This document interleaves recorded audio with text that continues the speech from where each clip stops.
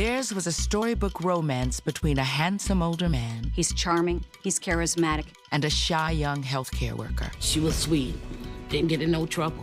He'll cook, he'll buy me flowers. We just was in love with each other. But their love story would be shattered by a shocking crime. People were horrified. I have never seen anything quite as horrific. The ensuing investigation would unearth an unimaginable tale of terror All I could see was these lashes. It was just horrible. and expose a house of horrors, the likes of which police have never seen. You're looking at belts, cords, blood on the wall. It is truly a medieval torture chamber. But what happens next will blur the lines between love and hate and victim and criminal. I love you. Oh, wow, I love you too, y'all.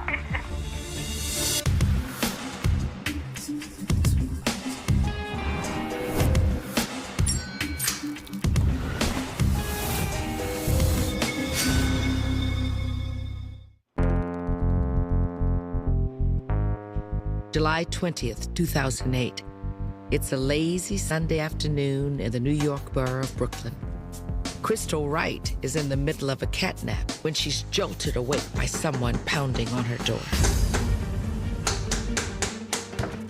It's a neighbor, and she tells me that some man is choking my child outside. Somebody is hurting your daughter. I need you to come in, please. Unsure which of her two daughters might be in trouble, Crystal races downstairs. People are saying, he's across the street, right there. He's running. He ran that way. Crystal chases after the assailant. Hey, wait! Stop! I'm yelling, hey, hey. And he doesn't turn around. He just keeps moving. Wait! Stop! Hey! You! I don't know who this man is, but he ain't getting away. He slows down and he stops and he bends down. At first, the man's back is to Crystal. But as he stands up, he turns to face her. Crystal can't believe her eyes. I was shocked. I felt like betrayed. It was very difficult. Very, very difficult.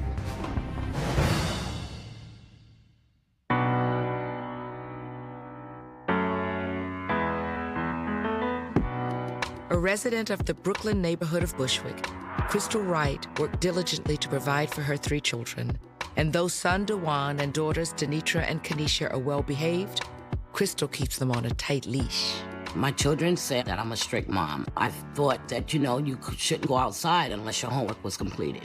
They had to come in at a certain hour, it's rough around in this neighborhood. Crystal's oldest daughter, Denitra, is shy and quiet, but also exceptionally bright. Crystal makes sure that with Denitra, school always comes first, and dating is pretty much out of the question. Not many of her girlfriends got out of high school. Babies become parents at a very early age, and we were trying to make sure that wasn't happening with her. Not that Denitra is a wallflower. She has plenty of close friends, including her childhood confidant, Tiffany Page. In 2003, at one of Tiffany's family functions, Denitra bumps into a tall, handsome stranger. Meet my friend Demetria. Hey, how are you? How are you? I'm good, how are you? Tiffany introduces him as her cousin, 29-year-old Jason Page. Despite the age difference, Denitra and Jason make an immediate connection. Jason was sweet, he was sensitive. He made me laugh a lot, and I thought that was nice. Jason asked for Denitra's number. I tell you what, we need to get together. Me and you need to hang out, you know what I'm saying? Yeah, I don't know about that. With her parents' strict dating policy and their 12-year age gap, Denitra turns Jason down flat. I'll see you around. You see me around? Yeah. I felt he was way older than me. I was only 17 and he was 30. In the spring of 2003, Denitra graduates high school and launches a career as a healthcare provider. Hi. What's up? Over the next few years, she occasionally bumps into Jason. The chemistry between the two is always palpable. And in 2006, Jason finally makes his feelings for Denitra clear. Just let me take you out. You'll have a good time. You ain't never meet a guy like me. Why don't we go, get a little bite, my treat. Yeah, I like that. You like that? I like that too. He was so persistent every time he seen me, so I finally gave in and let him take me out. On their first date, Jason takes Denitra to dinner. Things go so well, he invites her back to his house where they talk the night away. I'm glad you came. Me too. We laughed, we joked, we cried. We had a lot of things in common. It doesn't take long for Denitra to fall head over heels in love. That's for you. He always put me first, so it was great. We both like to make each other laugh, so I just fell in love with that. He was treating me so nice. I never had someone treat me as nice as Jason did. But a few months into their relationship, Jason makes a startling confession, one that has the potential to throw a wrench into their budding romance. He got custody of his daughter. She was having problems with her mother, so she wanted to stay with her father. Jason, is that you? Yeah, baby, it's me. I got a little surprise for you. Let's see. This is my little girl. Hi.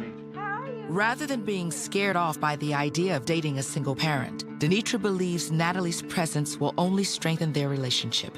And when Natalie moves in with Jason, Denitra falls in love all over again. I immediately seen her as my daughter. She was calling me mommy. We became very close very quickly. She was the greatest child ever. Shortly after that, Jason asked Denitra to move in with him and Natalie. We asked Denitra to bring Jason over so we could meet him. It was very important that I know this man. A couple weeks later, Denitra and Jason meet her parents for dinner. Jason? My pleasure. All right, nice to meet My you. pleasure. Oh, look at you. I see why she gets some looks from. He was like, I'm a good guy and I really care about her. Beautiful girl. Well, thank you. I appreciate that. He gave me the impression that he was a decent person. I told my mother we was falling in love and this was a serious relationship. With her parents' blessing, Denitra moves in with Jason and his daughter. The bond between Denitra and Natalie continues to grow, and Jason treats Denitra like a princess. He'll cook, he'll buy me flowers, he run in my bath water. I loved him. Which makes the nightmarish scene in the streets of Bushwick months later that much harder to comprehend. Because as he turns to face her, Denitra's mother, Crystal Wright, realizes that the man she's been chasing, the man who friends and neighbors witnessed strangling one of her daughters, is none other than Jason Page.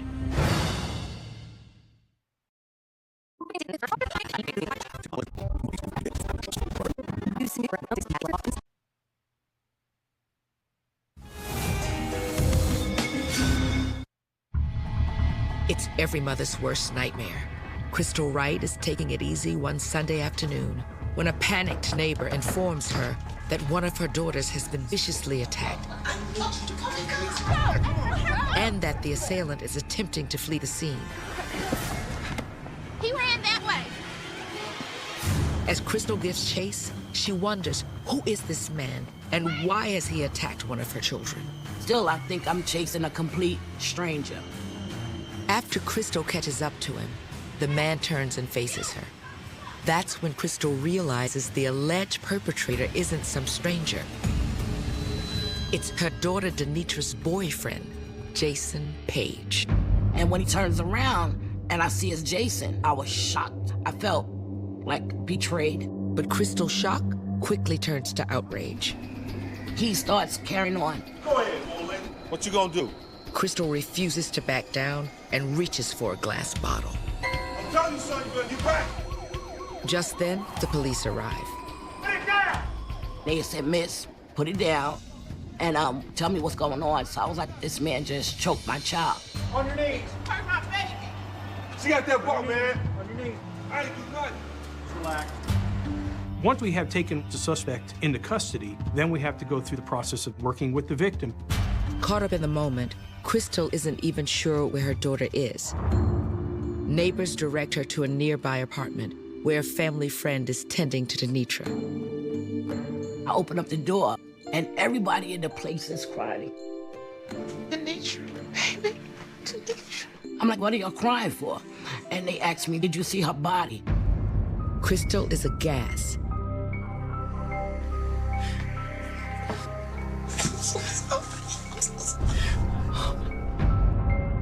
Denitra looks as if she's been tortured. All I could see was these lashes. And they were everywhere, her arms, her legs, every other part of her. They were just all over each other. There were so many of them. I mean, one was so deep, you could almost see her bone. These were deep lacerations. These were not superficial wounds. You couldn't even see a lot of the injuries due to the blood. It was very difficult, very, very difficult. Crystal throws her arms around Anitra and leads her to the police cruiser where Jason is cuffed. It's like, is this the guy that was hitting on you? And Jason looking at me, I told the cops, yeah, that was him. After identifying her boyfriend, Jason Page, as the attacker, Denitra is loaded into an ambulance and rushed to a nearby hospital. Her back was so raw, and her legs, she was so bloody, and her clothes were stuck to her. I think the only thing, he didn't hit was her face. With Denitra drifting in and out of consciousness, police turn to her mom for answers. They quickly determine that Denitra has been living with Jason at the apartment he shares with his daughter Natalie for over a year. This prompts another even more frightening realization, that 8-year-old Natalie is nowhere to be found. Investigators rush to Jason and Denitra's apartment. Entering the residence, there's no immediate sign of young Natalie. But as they make their way from room to room, investigators uncover a terrifying scene. I mean, you're looking at belts, cords, blood on the wall. It is truly a medieval torture chamber. Finally, they find Natalie in her bedroom. She's shaken up, but physically unharmed. Police immediately transport Natalie to the station, where she is remanded to the custody of her mother's family. When investigators return to the hospital to speak to Denitra, they discover that her condition has worsened. Her injuries are now life-threatening. This was a horrific assault.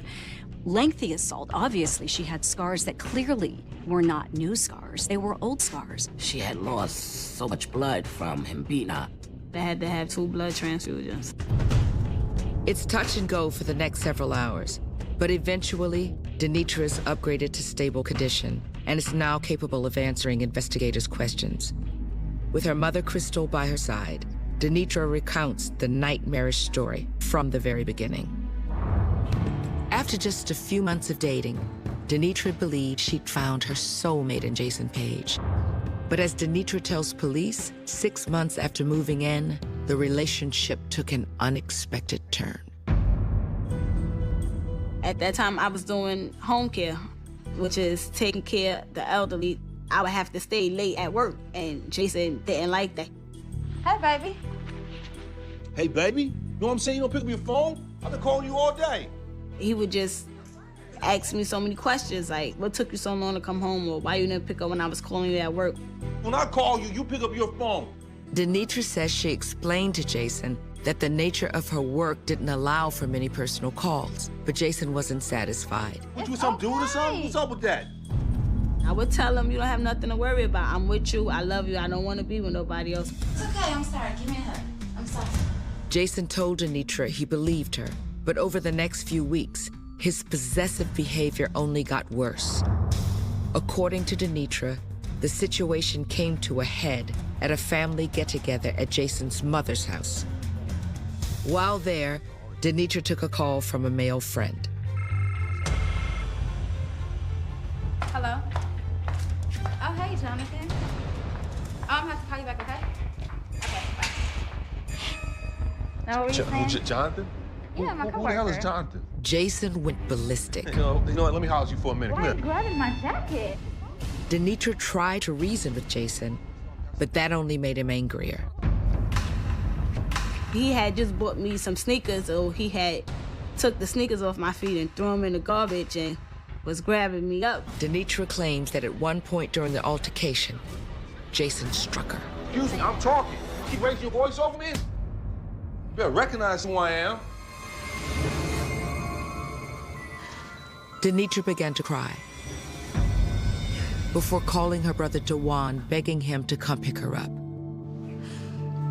Hey, come get me. Jason just hit me. As Denitra waited for her brother to arrive, a tearful Jason apologized. Come on, let's go talk about it, you know what I'm saying? And by the time her brother arrived, Denitra and Jason had kissed and made up. I know it was wrong for a guy to put his hands on a female, but I love Jason. I just thought that it was just me, that I was getting him upset. I was willing to get through it with him. When Crystal got wind of the incident, she was devastated. I don't know what person could do that to another person, you know, especially somebody that you say you love. Love don't hurt. But when she talked to Denitra about it, Denitra assured her it was just a one-time thing. She promised me that's not going on. Mommy, we get into arguments, but it's not that serious. What Crystal didn't know at the time was that Jason's abusive behavior toward Denitra had continued to intensify. I just kept the abuse that Jason did to me, to myself. What, you something doing or something? Hey, yo, I'm talking to you. I said I'm talking to you. And once he did that, I would just leave it alone, because I ain't like to fight him.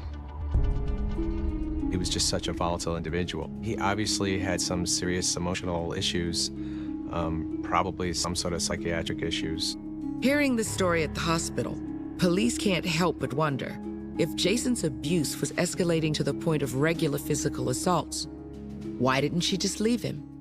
It's very hard to acknowledge to yourself that you're in an abusive relationship.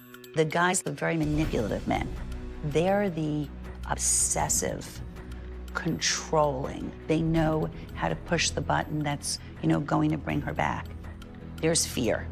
And then there's a psychological connection and belief that the abuser really does love them.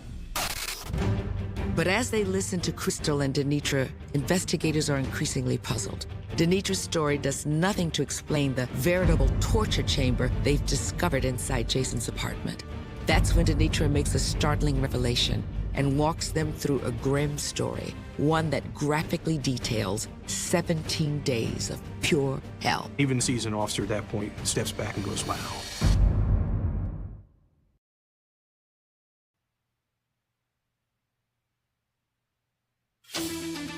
When sweet 22-year-old Denitra Council fell for charming older man Jason Page, she never imagined their tender, loving relationship would ultimately send her into intensive care, fighting for her life. Lying in her room at Woodhull Medical Center, Denitra has just relayed a startling tale of abuse to police.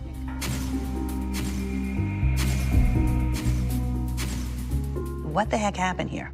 For almost everybody who has heard about this case, trying to understand is really incomprehensible.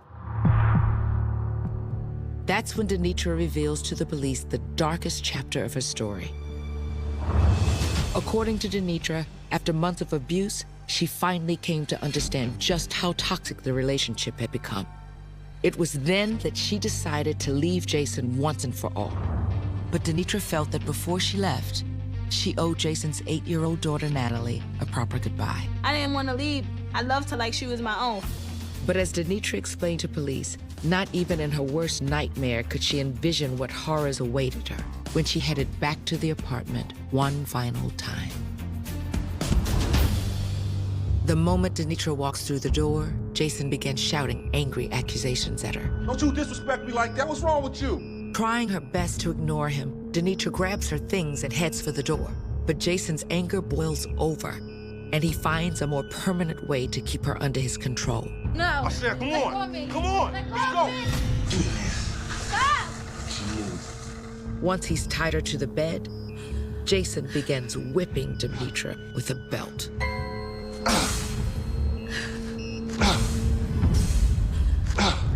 That was the first time he ever used anything besides his hands, was the belt.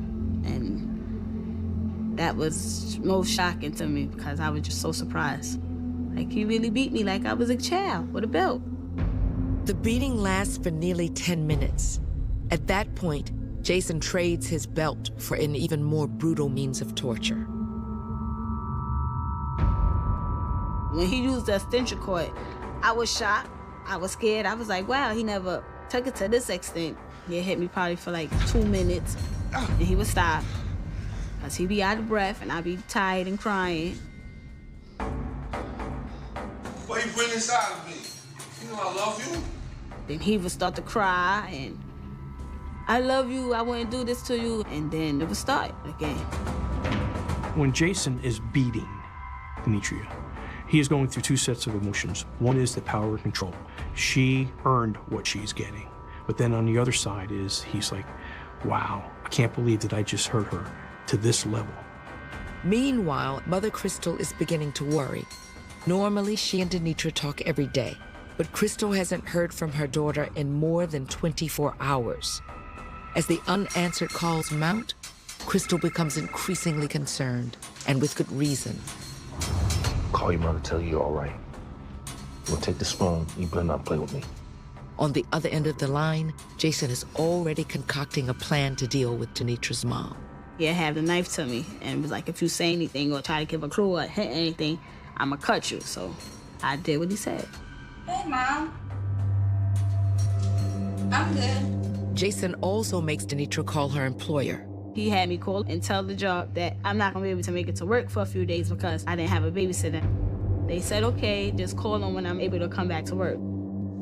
Once these calls have been made, Jason ups the violence factor even further. My feet was tied up and he burned the bottom of my foot with a lighter.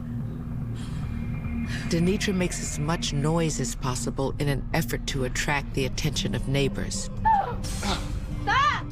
Now you gonna listen? No! I figured if I scream or stomp loud enough, neighbors upstairs or downstairs will at least call the police. In response to Denitra's outburst, Jason tapes her mouth shut with duct tape.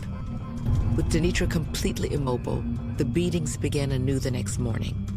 Why did you listen? I couldn't scream, I couldn't move, I couldn't do nothing, I had to just take the pain, and that really was excruciating pain to take.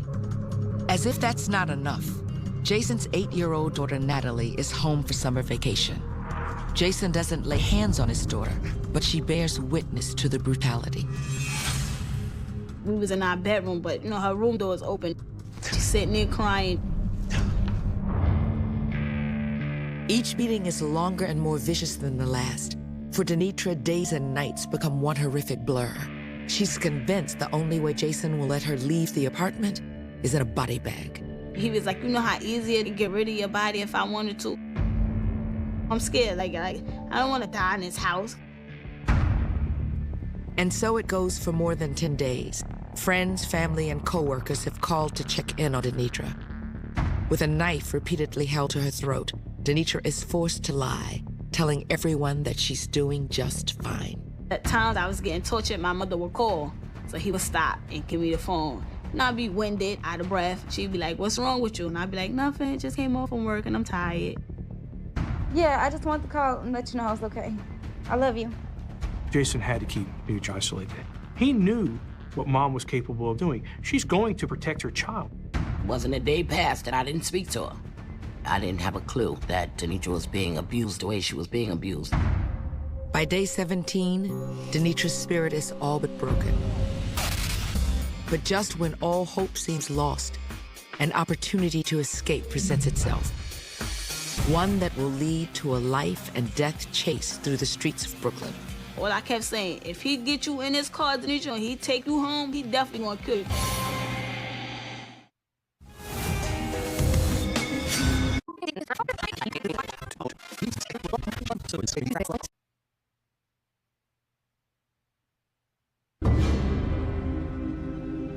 Though she initially believed he was the love of her life, 22-year-old healthcare worker Denitra Council is now being held captive by her live-in boyfriend, 34-year-old Jason Page. And Denitra now fears for her life. But on day 17 of her captivity, Jason makes an unexpected move. He unfastens Denitra's restraints and lies down beside her in their bed. Though weakened from the beatings and blood loss, Denitra realizes this may be her only chance for escape. I don't know how I'm getting out here. I know I'm getting out here. Some days he was beating me, he wouldn't really sleep, so I know his body is tired. I use that as my advantage. Denitra cuddles up to Jason, I know you're tired. Just get some sleep, baby. And after an hour or so, he falls asleep. With Natalie asleep in the other room, Denitra makes her move. Though she's unsteady on her feet and she's hesitant to leave Natalie behind, Denitra tiptoes her way to the front door. I opened the door quietly as a mouse. I put my slippers in my hand, and I just ran down the steps and just started running to the train station. Denitra hops the turnstile and boards the J train, bound for the Gates Avenue stop, a few blocks from her parents' home. As the train reaches Gates Avenue, a sense of relief washes over Denitra. But when she begins to make her way toward her parents' home, Denitra's met by a terrifying sight. Jason jumped out of a car. I was just so shocked. I'm like, oh my God, how he beat me here so quick? No. Come on, let's go. No. I said let's go. No. I said, come on. Stop! An exhausted Denitra tries to fight back, but an enraged Jason grabs her and begins dragging her back to his car. He pulling me, and I'm grabbing onto the gate, and I just started screaming, somebody help me, please, somebody help me. One of the neighbors was like, hey, leave her alone, and I'm calling the cops. She called the cops, Jason let me go and ran off. So I had another childhood friend that I grew up with, lived in the next building. She came downstairs and she took me to her house. Just moments after Denitra is ushered to safety, her mother Crystal gets word of what happened. And after chasing down Denitra's attacker, she's finally reunited with her daughter.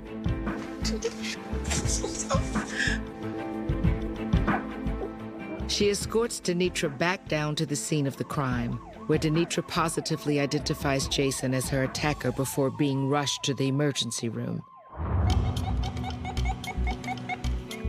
Investigators are floored. Denitra's story dovetails precisely with the scene they encountered inside Jason's apartment. It also gives them ample reason to charge Jason Page with first-degree assault and kidnapping.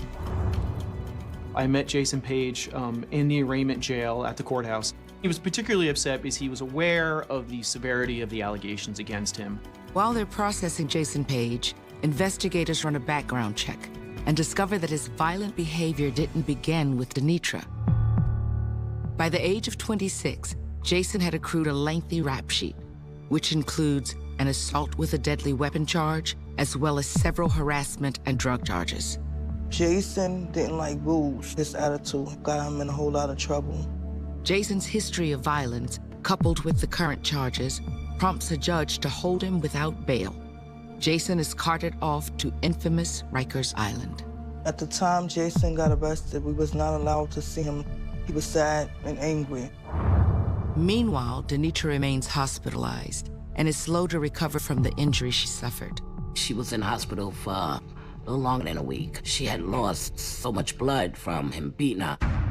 After more than a week of intensive care, Denitra returns to her parents' home. Though now she's plagued by flashbacks of what she has endured. When I would close my eyes, I would have visions of him beating me and torturing me, and it was just hard for me to sleep. Those familiar with the case are convinced a guilty verdict against Jason Page is in the bag.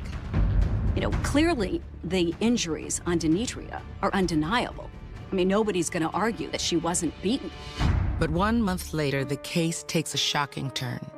The district attorney's office receives a letter in the mail, one that seems to exonerate Jason of any wrongdoing.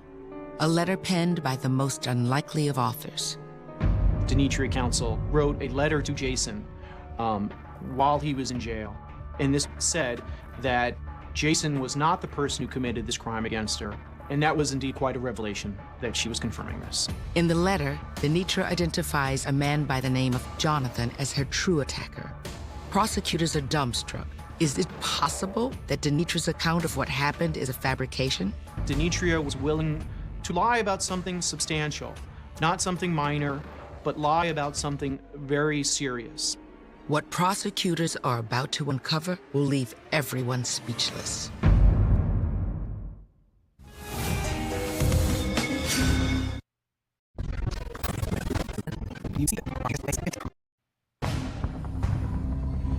Denitra Council was allegedly held captive and brutally tortured for more than 2 weeks by her demented boyfriend, Jason Page. Her initial statement to investigators, coupled with gruesome injuries she seems to have suffered, have allowed prosecutors to charge Jason with first-degree assault and kidnapping. But their rock-solid case against Jason begins to crumble when they receive a letter proclaiming his innocence. A letter written by none other than Denitra Council. Denitra Council wrote a letter to Jason while he was in jail, and this said that Jason was not the person who committed this crime against her.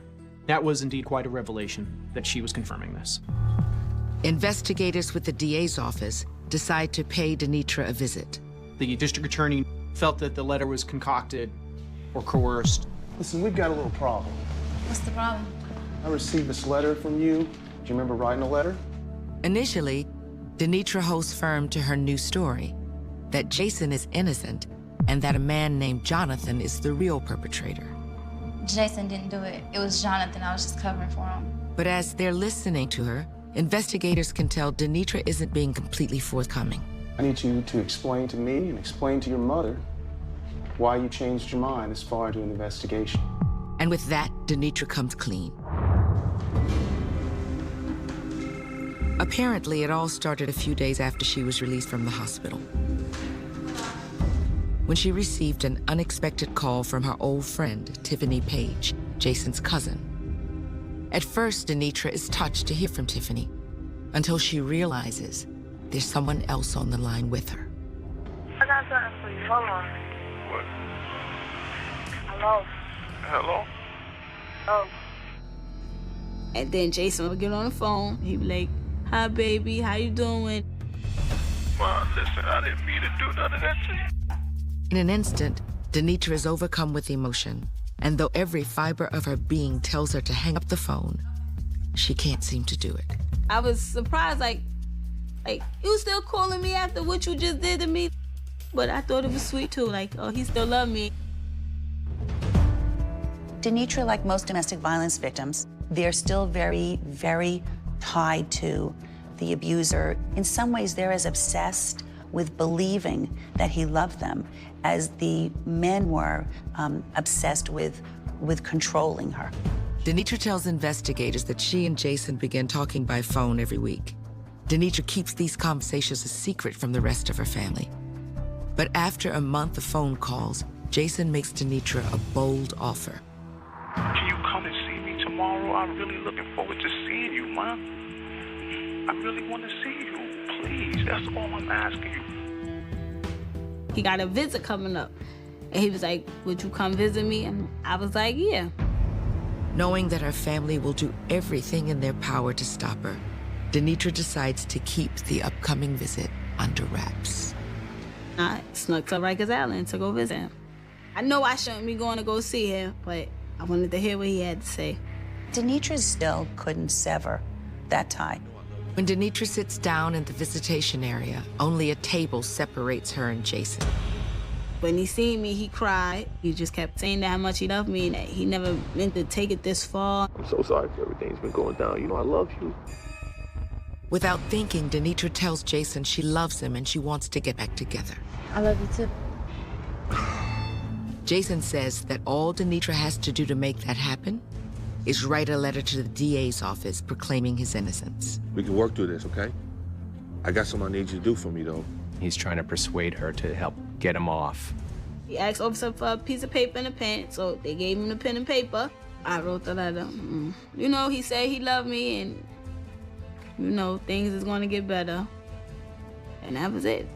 Denitra signs it and hands it to Jason, who mails it to the DA's office on Denitra's behalf.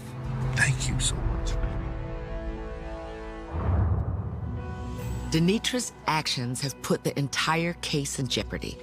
I'm like, I'm trying to make sure this man pays for what he did, and you're trying to help him get out of it. Are you crazy? There was no videotape or audio tape of the crime, so it really amounted to the credibility of her testimony.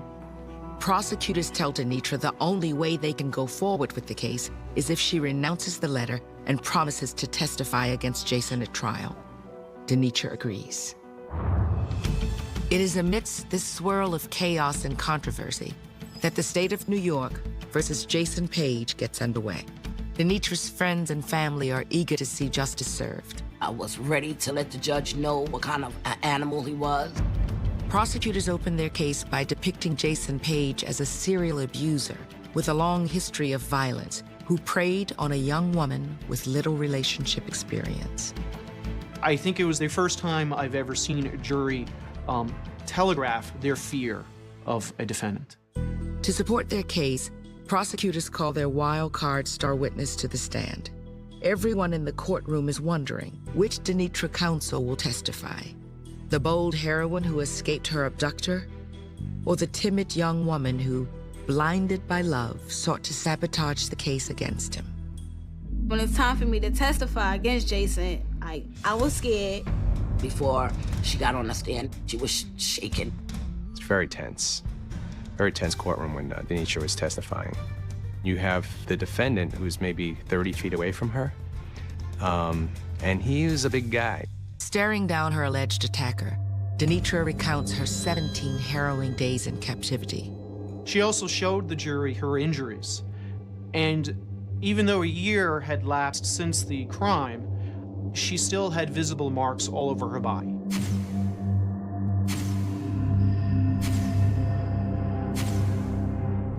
Several of the female jurors seemed to take a very loud breath when she showed her scars. It deeply affected everybody in the courtroom. Denitra's testimony is powerful, but the defense counters by submitting into evidence her now infamous letter to the DA. They also play recordings of the phone conversations Denitra had with Jason while he was incarcerated at Rikers Island. I love you. Oh, wow, I love you too, y'all. I love when you say that, yo. I miss you. This is In the recordings, Denitra sounds more like a woman in love than a woman abused. And despite Denitra's dramatic testimony, it seems the tide has turned in the defense's favor. That's when prosecutors call another bombshell witness to the stand. One whose testimony will ultimately make or break the case. One who allegedly witnessed the torture of Denitra counsel firsthand. One who is only a child. Jason's daughter, Natalie.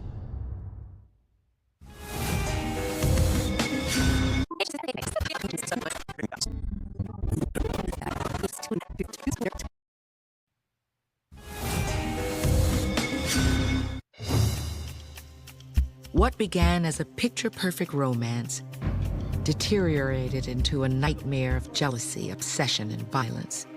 And almost robbed healthcare worker Denitra counsel of her life.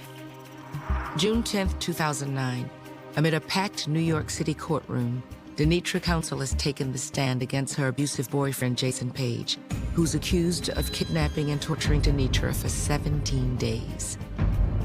Denitra's testimony was powerful, but the defense has countered by submitting as evidence the letter Denitra wrote to the district attorney proclaiming Jason's innocence, and by playing the secret phone calls Denitra made to Jason while he was behind bars. I love you.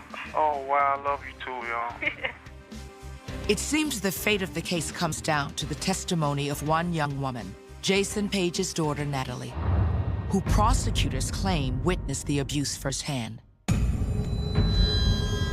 She came into the courtroom and she just looked like a scared little kitten. Fighting back tears, Natalie outlines the horrible pain she saw her dad inflict on the woman she called Mommy. She testified that she saw her father whip Denitra counsel with an electric wire, and that she saw her father tie her up and abuse her. That was the most damning testimony in the whole trial.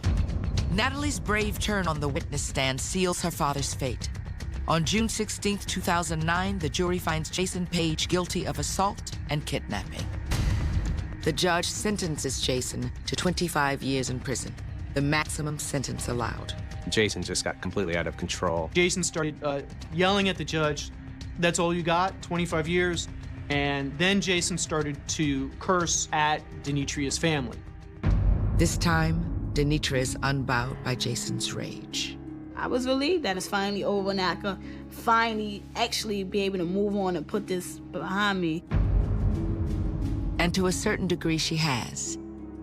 In the years since the trial, Denitra has worked hard to get her life and her career back on track. Since the trial, I went back to school to be a medical assistant.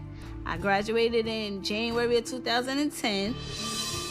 Still, the scars that pepper Denitra Counsel's body serve as a constant reminder of the pain she endured at the hands of the man she once loved.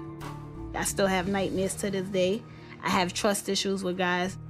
I know it's going to take some time for me to handle, trying to figure out how to deal with that day by day. I'm going to get through it. That ride taking place to Myrtle Beach on the day when Johnson said it was, the cell phone data perfectly corroborated Johnson's account of the trip's timing and destination, so it confirms the fact that that trip did occur. This objective validation of Johnson's story lent immense credibility to his recollection of the conversation with Alex Jr., giving weight to the implied confession. But the GPS search of Alex Rue Jr.'s cell phone yielded another, even more startling, piece of information. A precise location and time that connected directly to the car.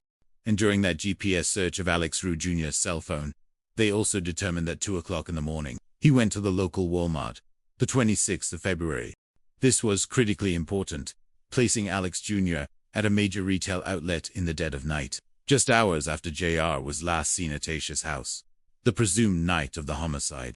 This was probably the night that this homicide occurred. That's one of the only things at that time that was over. We had to look at that video to see if they may have come in Walmart. The timestamp from the GPS data immediately triggered the need to review surveillance footage. The task of reviewing endless hours of surveillance tape is often arduous, a needle in a haystack endeavor. We went through that Walmart footage. That was a lot of footage we had to go through, a testament to the dedication required for such a painstaking search. But the perseverance paid off, and we found them on camera. Not just Alex Rue Jr., but also another individual. Ferguson Peroxide, this cryptic placeholder, a placeholder for the discovery, revealed the second person present. This second figure was none other than Alex Rue Sr., dear old dad, the presumed pillar of wisdom, the elder statesman, the supposed smarter, older, more calm individual in most families, not in this family. This observation, tinged with a subtle, dark humor, underscored the surprising depth of family involvement. He's part of the cleanup effort. The video evidence of the father's complicity in the hours immediately following the likely murder was devastatingly damning. What were they buying at 2 o'clock in the morning? The footage revealed the purchase. Hydrogen peroxide. Hydrogen peroxide is a very effective cleaning agent, particularly when it comes to blood. Its properties are well known for its ability to break down organic stains, including forensic evidence. The juxtaposition of the two men, at 2 a.m., buying a powerful blood-cleaning agent, on the very night a murder was believed to have occurred in their home, stretched credulity beyond its breaking point. Now, are there innocent people buying things in Walmart at 2 o'clock in the morning? Sure, there are more, as would acknowledge, emphasizing the distinction between correlation and causation. However, they're not buying hydrogen peroxide. This statement highlights the glaring, specific context that made this purchase anything but innocent. They clean up a whole lot of blood in their sister's bedroom, directly linking the purchase to the specific forensic findings in Tayshia's room. So that is the ultimate nail in the Rue coffin. The phrase, a powerful idiom, perfectly encapsulated the finality of this discovery. This visual evidence, corroborated by GPS data, transformed compelling circumstantial evidence into an undeniable chain of culpability. We look at that video and get into the point of making arrest. The evidence had solidified beyond reasonable doubt, providing the probable cause necessary for arrests. The moment of culmination, when painstaking work yields a definitive outcome, is professionally profound. It was a good feeling that I was able to accomplish that. That was the first step to me in justice, a deeply personal and professional sense of achievement for investigator Maurice. Homicide investigation is overwhelmingly filled with pressure. The constant tension, the race against time, the burden of finding answers for the voiceless. That's why when you have somebody by the throat, the figurative grip of evidence leading to undeniable guilt, it is absolutely euphoric. The immense relief and satisfaction of bringing clarity and accountability to such a dark act. Based on the available evidence, painstakingly collected and meticulously analyzed, investigators had a pretty clear idea of what happened to Leon Harrison Jr. on the night of February 25th. The narrative of the crime could now be reconstructed, painting a chilling picture of betrayal and violence. Tish and JR had a failing marriage, marked by deep emotional scars and escalating hostility. There had been cheating on both sides, a mutually destructive pattern of infidelity that eroded any remaining trust or affection, and the rage and the jealousy filled Tish to the maximum. The psychological forces that ultimately led to murder were intense, simmering beneath the surface of their fractured relationship. She plotted her revenge, a premeditated act driven by the desire for retribution. The execution of this sinister plan was carefully orchestrated. Tish decided to text JR, setting a trap disguised as an overture of reconciliation. There were some text messages back and forth in a conversation about a candlelight dinner in the bathtub. This enticement, a suggestive and intimate invitation, was designed to lower JR's guard, to draw him back into what he believed was a romantic evening. And that's what he was going over there for, walking into the house with expectations of intimacy and reconciliation. When he entered the house, she invited him into her bedroom, further fueling his hopes, which I'm sure JR thought was promising. Thought he was going to have a reconciliation with T. The tragic irony was profound. JR had no idea. He was walking into a trap designed to end his life. The setting, the supposed promise of intimacy, made the betrayal all the more chilling.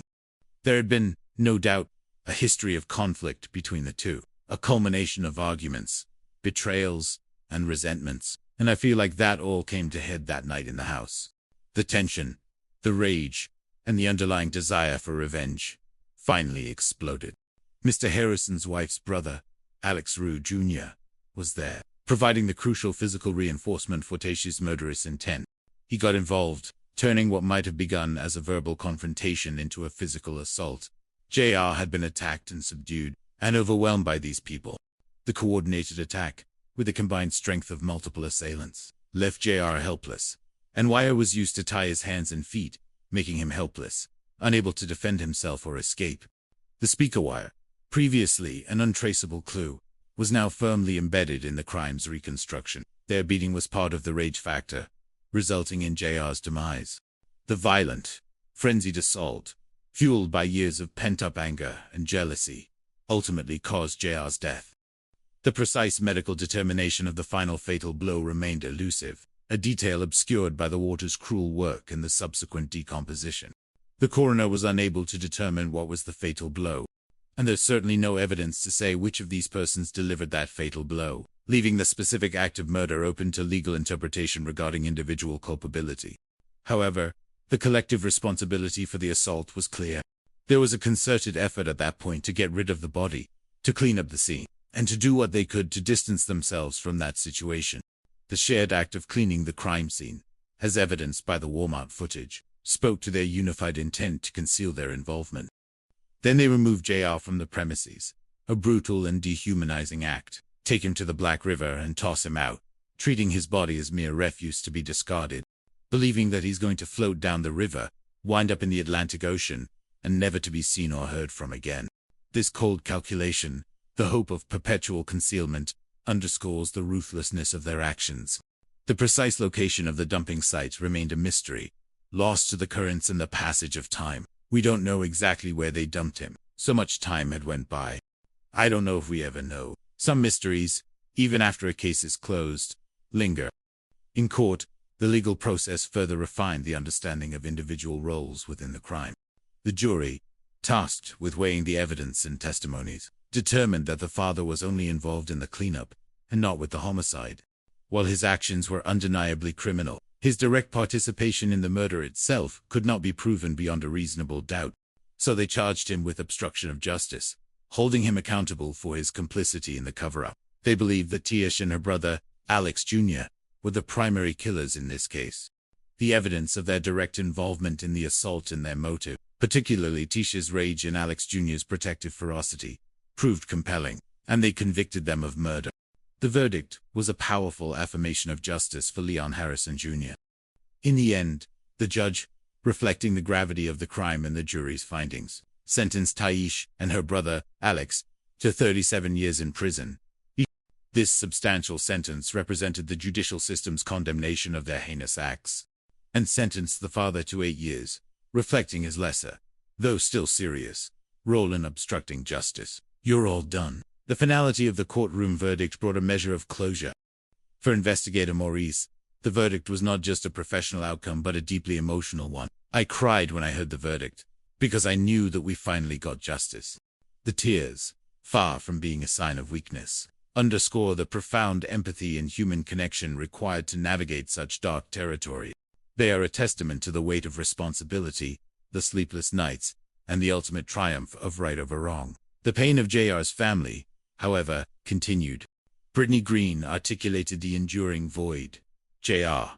He was a hands-on father, hands-on with everything. And sometimes I just want to pick up the phone, talk to him about his kids.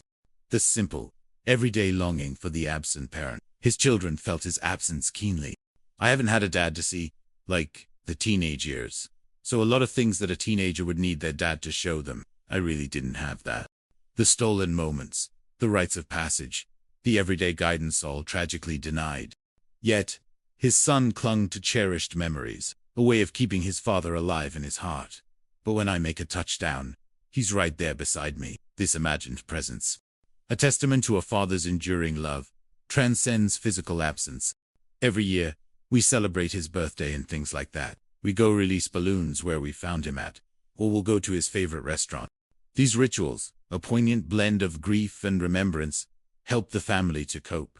It's not easy, but I know he's still sweaty, a bittersweet acknowledgement of enduring love and the lingering pain of loss. For investigator Maurice, this case held a singular, profound significance. This homicide case, that one always stick out of my mind, because it was my first one. The indelible mark of a first homicide, the baptism by fire that shapes an investigator's career, would forever remain. And ultimately, we got justice for our family. This conviction, the sense of having righted a terrible wrong, encapsulated the essence of his purpose. Homicide investigation is the ultimate test of the skill of the investigator. It demands intellect, tenacity, intuition, and an unwavering commitment to truth. Good police work is the answer to the human condition, a testament to societal order and justice in the face of chaos. It won't prevent anything, acknowledging the immutable fact of human evil, but it certainly will punish those responsible. We are the consequences for your behavior. That's what we do. This is the stark, unyielding truth of law enforcement's role, to provide accountability, to ensure that those who commit such vile acts face the full weight of the law, bringing a measure of peace and order to a world grappling with darkness. Next time, on American Detective, the journey into the minds of criminals and the relentless pursuit of justice continues. Dismemberment is an incredibly evil thing, hinting at the chilling nature of the next case.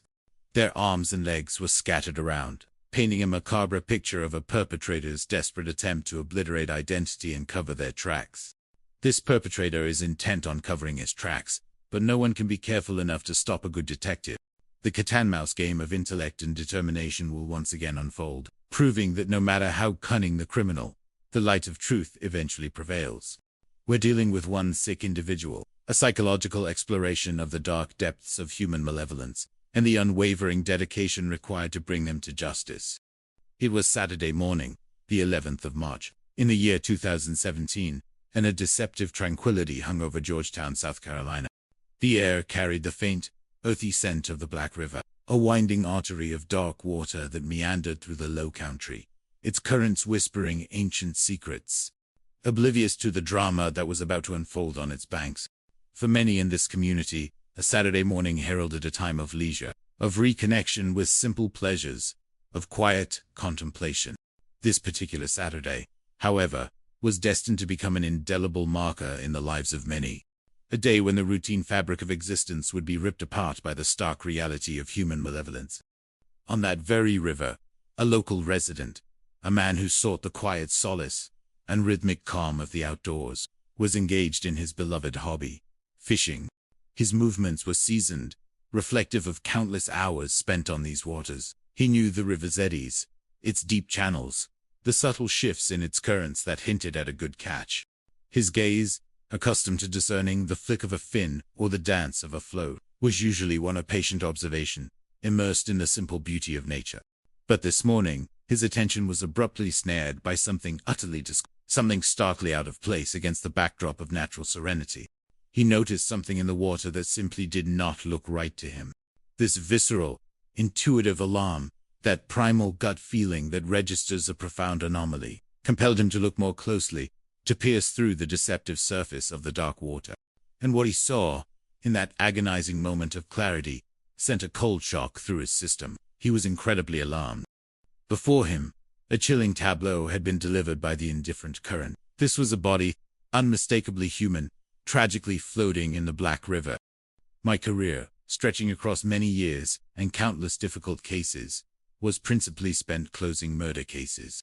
Each investigation, a profound and somber journey, demanded not just logical prowess, but also an unwavering commitment to the memory of the dead.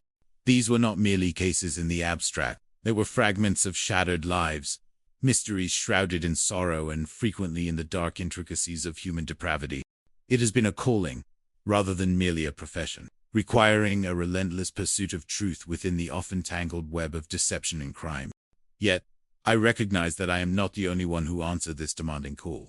Across this nation, in quiet towns and bustling cities, there exists a rare breed of individuals, dedicated men and women who possess the unique fortitude, the piercing insight, and the profound moral compass necessary to solve the unsolvable, to tirelessly pursue and catch a ruthless killer, and ultimately, to find justice for the dead. This demanding, often thankless, yet absolutely vital work is what defines the essence of modern policing, bringing order to chaos, clarity to confusion, and accountability where none was sought. That, in the purest and most resolute sense, is what it takes to be an American detective. On this significant Saturday in Georgetown, South Carolina, one such individual, a man who was about to face the defining challenge of his professional life, was ready to embark on this arduous journey. Rolling, this is investigator Alan Morris. A common question, often posed by those outside the intricacies of law enforcement nomenclature, arises in moments such as these. How come down here they call an investigator instead of a detective? The distinction, while perhaps subtle to the uninitiated, speaks to the structural realities of police departments in varied jurisdictions. Investigator Maurice, with the straightforward practicality characteristic of those who face complex realities daily, clarifies this point with an unassuming I guess because we're general investigators, he explains, providing insight into the comprehensive nature of his duties within the sheriff's office. Unlike larger metropolitan departments that might boast highly specialized homicide, robbery, or fraud units, smaller or county-level agencies frequently require their personnel to be equipped to handle a wide array of criminal acts. Maurice's remit, as he outlines it, is indeed broad and challenging. I work everything from fraud cases, burglaries, bank robberies, pretty much anything and everything. This breadth of experience cultivates a valuable adaptability, a readiness for the unexpected that proves crucial when confronted with a case as severe as murder. He articulates the unpredictable rhythm of his professional life with quiet intensity. We might get a call out, you just never know. It could be a normal day. But a normal day can turn to a busy day really quick. This reflects the perpetual state of alert readiness, the constant awareness that tranquility can, in an instant, dissolve into urgency and high-stakes demands. For Maurice, this work transcends mere employment. It is an intrinsic part of his very being. Really and truly, this job is life, he concludes. A profound statement that underscores the deep personal investment and relentless commitment required of those who stand on the front lines of justice. This is not enough. It is a life of dedication, of sacrifice, and of an unyielding pursuit of truth for those who can no longer speak for themselves. The grim discovery had been made in the sprawling county jurisdiction, the territory where waterways like the Black River weave through a diverse landscape, often concealing secrets beneath their murky surface. As is standard protocol for such a grave finding, particularly when occurring outside immediate city limits, the sheriff's office was the primary responding agency for law enforcement to go out there. The call, a siren of urgency and dread, reached investigator Maurice and his team around 1:30 that day. It was an alert that instantly transformed the mundane into the critical, redirecting all focus to the river's sorrowful offering. Upon his arrival, the scene was already steeped in a somber, methodical activity. When I got there, they were in the process of bringing the body to shore. Morris recounts, detailing the delicate and respectful, albeit unsettling, procedure. The retrieval of a body from water is never simple. It requires careful coordination and often physical exertion, ensuring that no further harm comes to the deceased and no potential evidence is inadvertently lost. Law enforcement officers had to actually physically grab hold of the individual by clothing and just ease him back to shore. This hands-on, deeply physical act of recovery is a stark confrontation with mortality, a silent vow to the victim that their journey toward justice has begun. The initial moments at any such scene are invariably marked by fundamental questions, an almost subconscious triage of possibilities. Was this somebody that had perhaps fallen in the water or out of a boat? You just don't know. At first glance, a water recovery can encompass a tragic accident, a suicide, or indeed, something far more sinister. The mind naturally grapples with the simplest explanations before confronting the darker truths. However, as the individual was slowly, carefully, drawn closer to the riverbank and brought into fuller view, the initial hypotheses of accidental drowning swiftly dissipated. The scene, stark and chillingly unambiguous, painted a dramatically different picture, one of deliberate cruelty and heinous intent. But when they brought him to shore, it was immediately evident to me that he had not fallen in the water accidentally. The immediate visual evidence negated any possibility of a misadventure. What lay before Maurice and his colleagues was not the random tragedy of an accident, but the clear, cold calculation of murder. His wrist and his ankles were bound with speaker wire. This detail, simple in its description yet profoundly disturbing in its implication, screamed volumes. The casual, everyday nature of the material chosen for the binding, speaker wire, spoke to a callous indifference, perhaps even an opportunistic impulsivity, on the part of the perpetrator. It wasn't specialized rope or chains, but a common household item repurposed for a horrifying act. That to me was a clear indication that he had been the victim of homicide. There was no room for doubt, no ambiguity to pass. The bonds were a silent, yet powerful, testament to a life violently and deliberately extinguished, signaling the grim opening of a murder investigation. The grim discovery of a victim floating in water casts an immediate and profoundly complicating shadow over a homicide investigation. When your victim is found floating in the water, it enormously complicates the case. Investigator Morris emphasized, and this observation resonates deeply within the realm of forensic science and criminal psychology. Water, while often beautiful and life, acts as a relentless agent against forensic evidence, systematically degrading and often obliterating critical clues that investigators rely upon. Water does terrible things to human bodies. It is a chillingly understated truth. The natural process of decomposition is fundamentally altered by aquatic immersion. Tissues swell, delicate, external features blur, and crucial traces of trauma become obscure. This makes the primary task of determining how a life ended incredibly difficult. They can't tell the cause of death looking at the remains because they're in such poor condition. Without a clear, immediate understanding of the fatal injury, the investigative path immediately veers into a more challenging, winding course. Adding layers of complexities to this already formidable challenge were the specific environmental conditions prevalent in the American South. Here, the elements in the South can be tricky even in February and March. While these months might evoke images of cooler temperatures further north, the reality in the low country can vary dramatically, with periods of warmth that significantly influence biological processes.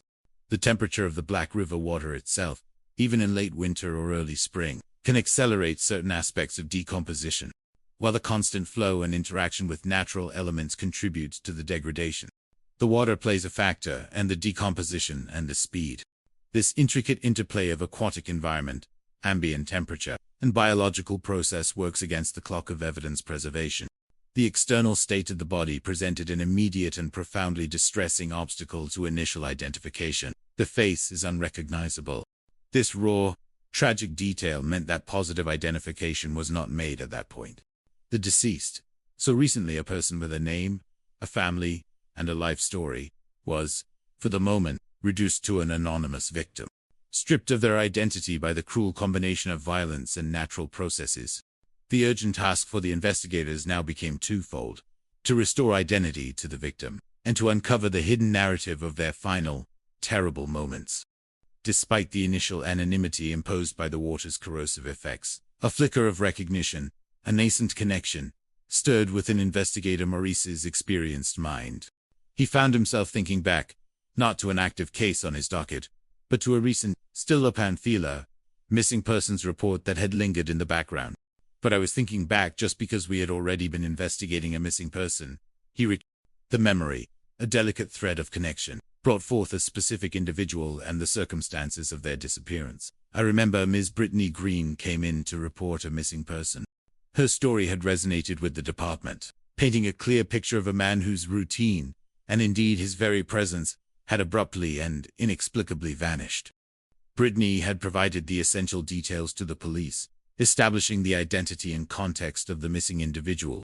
She says his name is Leon Harrison, Jr., but everybody calls him J. The familial bond was also central to her report, and he is the father of her 2 children. While their romantic relationship had ended, a vital connection remained, woven into the fabric of their daily lives. They no longer live together, but he routinely calls her every night to speak to the children. He hasn't called in 2 weeks. This unwavering pattern, this deeply ingrained ritual of paternal connection, abruptly severed for 14 long days, had rightfully raised immediate and profound concerns, escalating the missing persons case from a simple absence to a potential tragedy. The disruption of such a strong, consistent routine, particularly one centered on children, often points to an involuntary disappearance. The very premise of a truly missing adult, with significant familial ties, is often met with a degree of healthy skepticism by investigators, for good reason. People do, on occasion, choose to vanish, to start new lives, or to escape burdens. However, when strong emotional anchors are present, that calculus changes dramatically. A guy that has family, that has loved ones, that has children, they're not just going to vanish off this earth. This sentiment encapsulates a core psychological tenet. Individuals with deep, reciprocal bonds rarely abandon them without explanation. Brittany further provided critical descriptive details about Mr. Harrison, crucial information that could prove invaluable in establishing identity. Brittany explains to police that Mr. Harrison is 32 years old. His demographic details were noted. He is an African-American male. But then, a particularly distinctive and potentially definitive identifier was provided, a unique mark that could bridge the gap between an anonymous corpse and a missing father. But he has a rose tattooed on his inner right forearm, an identifying tattoo. This unique physical marker, small yet significant, suddenly became a beacon of potential clarity amidst the ambiguity of the river's victim. The connection was undeniable, too strong to be mere coincidence. The answer to that question would not merely close a missing persons file, it would abruptly transform it into the horrific opening of a murder investigation. For investigator Maurice, this unfolding tragedy represented not only a profoundly disturbing case but also a significant, and indeed unprecedented, challenge in his professional career. Investigator Maurice generally works property crimes. This type of work, while complex and vital to community safety, rarely plunged him into the immediate, visceral horror of human violence, or the dark psychological labyrinths of a killer. The current case, therefore, was a stark departure from his routine. If this is, in fact, a homicide, it will be his very first. The weight of this distinction was immense. A first homicide is not merely a professional milestone. It is an unforgiving trial by fire, a transformative experience that demands an entirely new level of analytical focus, emotional resilience, and an unyielding personal fortitude. The stakes are elevated beyond property values, now centering on the immeasurable worth of a human life, irrevocably taken. To definitively identify the victim and, critically, to glean any possible insight into the cause and manner of death, the retrieved body had to be sent for a full autopsy. This intricate medical examination serves as a crucial cornerstone in any death investigation, especially when foul play is suspected and conventional evidence is scarce or compromised. For Maurice, however, it was more than just a procedural step. It was a profound initiation. It was my first autopsy. His honest admission reveals the inherent gravity and visceral impact of the experience. So, yeah, it was a nerve-wracking thing. The raw, unflinching confrontation with mortality and brutality in such a stark, clinical environment is an experience few forget. I recall my first autopsy very well. The sterile chill of the room, the scent of antiseptic intermingling with something far more primordial, the methodical efficiency that belied the immense tragedy on the slab.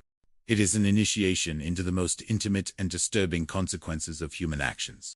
After one has been to several hundred of them, a certain professional detachment, A necessary hardening against the raw shock tends to set in, allowing the focus to remain purely on the objective facts. But the first one is a shock, a profound and unforgettable baptism into the harsh realities of criminal investigation. Maurice's recollection of his initial encounter with the victim during the autopsy underscores the severe and devastating condition of the remains.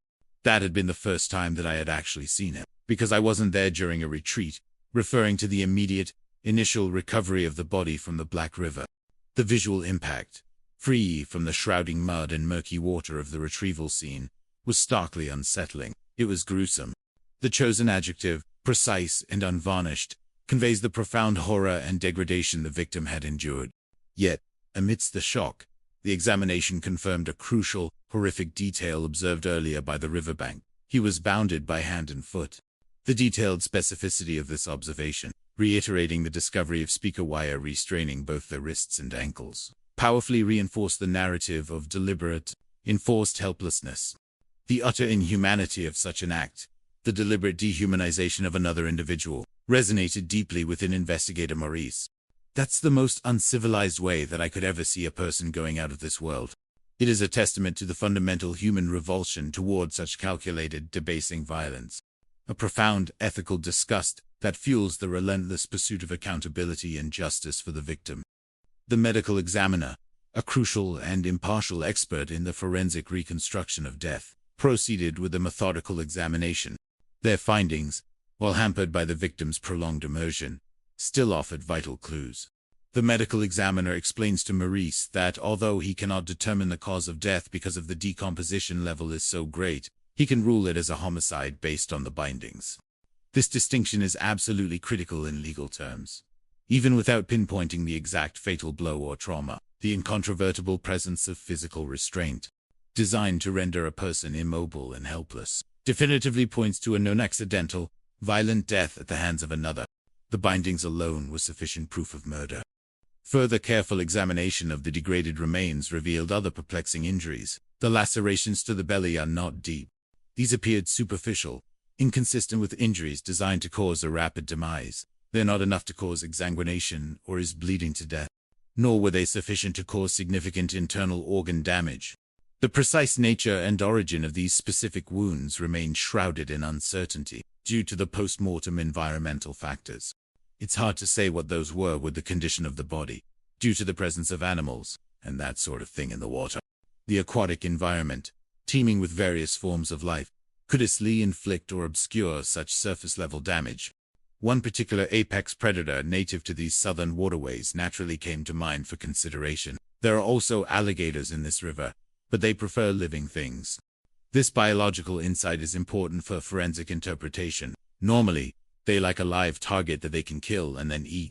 This often suggests that unless a body has been in the water for an extended period and softened, making it more akin to a palatable carrion, alligators are less likely to inflict the initial, life-ending trauma or severe post-mortem damage that might otherwise confuse the picture. Despite these significant challenges in forensic determination, the medical examiner, drawing upon years of specialized expertise in trauma cases, was able to offer an educated opinion. A hypothesis grounded in their deep understanding of bodily injury. The medical examiner offers an opinion that perhaps a beating was involved that caused the death of unforced trauma, but he can't even really say that. He just doesn't know. This qualification, while inherently frustrating for investigators seeking concrete answers, is a hallmark of rigorous scientific inquiry. Without definitive evidence, speculation must remain appropriately cautious and qualified. It underscored the profound limitations imposed by the water. The water's pervasive impact extended far beyond merely obscuring the cause of death. It systematically degraded and eradicated what are often the cornerstones of modern forensic identification.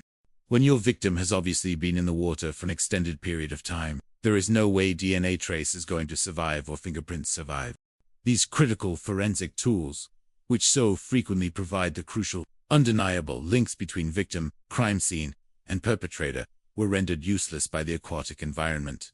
The constant washing action of the river systematically erases delicate dermal ridge patterns, while biological materials like skin cells, hair, or blood sources of DNA are either washed away or so thoroughly degraded as to be unrecoverable or so you're not going to find something that identifies somebody responsible for this. This acknowledgement was a sobering reality for the investigators, underscoring the immense challenge ahead. Without DNA or fingerprints directly linking to a suspect, they would need to rely on other forms of evidence, often more subtle and harder to piece together. Yet, amidst these significant limitations and the general degradation of evidence, the autopsy yielded one profoundly significant and ultimately incontrovertible finding: a single, powerful clue that would definitively answer the question of the victim's identity and propel the investigation forward. The findings of the autopsy were relatively useless, with one major exception. It was the precise physical identifier that Ms. Brittany Green had provided during her missing persons report, now tragically confirmed under the cold, sterile lights of the autopsy room. The presence of a rose tattoo on the right arm identifies this body as that of Leon Harrison Jr., also known as Jim. This small, permanent mark of now grimly transformed into a key identifier, restored JR his name, even in death. With this definitive identification, the character of the investigation dramatically shifted. The case of missing person is now retitled homicide. The file moved from an anxious search for a living soul to a determined hunt for a killer, imbued with the full gravity and urgency of a murder investigation. There's an expression in homicide investigations that acutely captures the abrupt, transformative nature of the work. You go from being a new guy to an old guy in about 30 minutes. This idiom speaks to the accelerated learning curve, the rapid descent into the profound weight and complexity that immediately follows a definitive murder pronouncement. These are not indicators of weakness, but rather reflections of his profound understanding of the gravity and responsibility now resting on his shoulders. This nascent apprehension and deep concern were, in a professional sense, all the right things. They underscored his humanity, his inherent respect for the life lost, and his clear understanding of the immense challenge ahead. Such feelings, when channeled effectively, fuel meticulousness, drive tireless investigation, and foster an unwavering determination to see justice done. His immediate course of action was clear and foundational. He had to fully understand the victim. To solve a murder often means to meticulously reconstruct the victim's life, exploring their relationships, their routines, their joys, their conflicts, and their vulnerabilities. So he begins by inquiring about the victim. The most immediate and intimate source of information was Ms. Brittany Green, who had originally reported JR missing, and whose concerns had proved tragically present. Ms. Brittany Green was brought in. She could provide not just facts, but also the rich tapestry of JR's character. He gave us some information about him and what he was like as a father. Brittany painted a vivid and poignant portrait of JR, bringing his spirit and personality to life within the somber confines of the police department. Leon, he was a funny, outgoing person, big personality. Her words created an image of a man who exuded warmth and amiability, a magnetic presence that left a lasting impression. Loved to smile, tell jokes, loving, caring father. These were not mere platitudes offered in grief. They were heartfelt descriptions reinforced by the innocent, pure recollections of his children, whose voices, in retrospect, added a raw emotional depth to the investigation. His daughter's memories, brimming with youthful affection and now underscored by immeasurable loss, echoed Brittany's sentiments perfectly. My dad was goofy, funny, joyful, and active. Their shared moments, simple yet profoundly connective, now became cherished, sacred memories. We always used to watch Dallas Cowboys for a very good day, and a particularly cherished memory of athletic triumph, a highlight of any child's nascent sporting career. My first day playing football, and I remember running my first touchdown. He was running down the side like, "Oh, go, go, go." The image of JR's ecstatic embrace in the end zone was palpable, a snapshot of pure, unbridled, paternal joy. He met me in an end zone. He was going crazy. These vignettes of a loving, engaged father reinforced the senseless brutality of his death. Brittany Green further reiterated the unwavering and consistent bond JR maintained with his two children, a detail that now carried immense weight and poignant significance in the context of his violent demise. Brittany Green said he always was connected to those two kids, and he called them every night. He would always come and check on his children. His abrupt, unexplained absence, therefore, was not merely a missing persons case. It was a violent rupture in the emotional lives of those he cherished most. Having established a rich portrait of JR's character and his profound connection to his children, the investigators, with their meticulous focus, then gently steered the conversation towards potential complexities in his life. These questions, while difficult, are absolutely crucial for mapping out potential motives or avenues of conflict. The investigators talk to Green. Are there any issues? Does he have any enemies? These standard inquiries are designed to unearth any grievances, disputes, or unresolved conflicts that might have tragically led to such an egregious act. Brittany's response, direct and honest, immediately narrowed the focus to a specific, emotionally charged relationship, highlighting the most significant personal discord in JR's recent past. The only thing she says is that he has an estranged wife, and her name is Taya Shrew.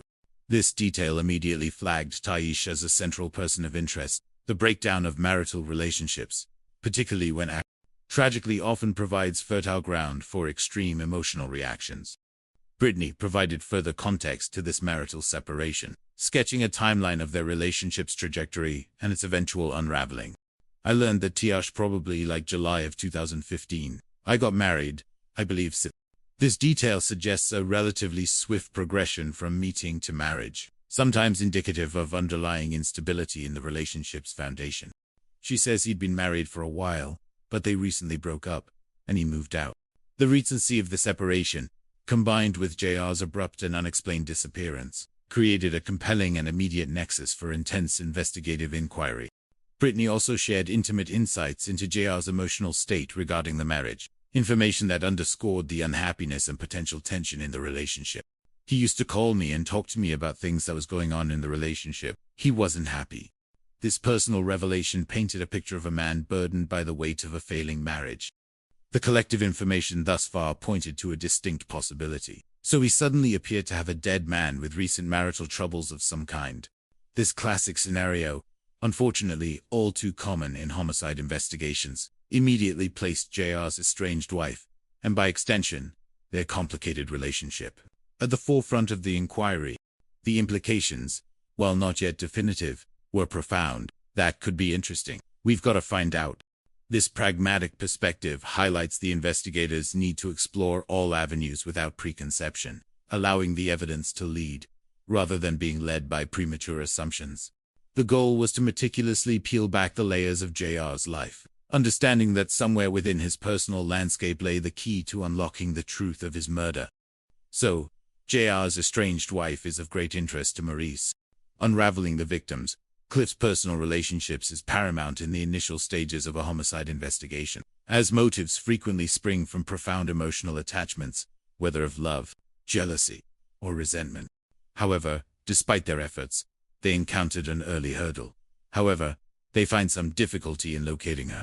This impediment, while frustrating, is not uncommon, especially if a person of interest has intentionally minimized their traceable presence or changed their whereabouts without updating official records. Demonstrating a practical investigative approach, Maurice recognized the need for strategic pacing. Maurice decides to return to Taisru later and move on to JR's phone records. This strategic pivot was a testament to efficient resource allocation, rather than exhaustively pursuing a momentarily elusive lead. It was more productive to leverage immediately accessible, objective data that might open other doors. Phone records, in the digital age, provide an almost irrefutable chronological account of an individual's communication and, often, their movements. We got any kind of phone records that we can get, Maurice affirms, underscoring the comprehensive nature of these requests. Cellular data is an indispensable tool for investigators, often serving as a forensic roadmap of a person's last known activities and interactions. The meticulous analysis of JR's phone records for the critical period leading up to his disappearance yielded immediate and highly relevant results. The evening of February 25th, he did have 2 phone calls from a man named Samuel Pillman. This discovery immediately placed Pillman squarely within JR's last known communication circle, transforming him into a critical point of inquiry. Who could be the last person to see JR alive? This single piece of information, a phone call, establishing a potential meeting, instantly propelled Samuel Pillman to the top of the person of interest list. So Maurice wants to talk to this guy.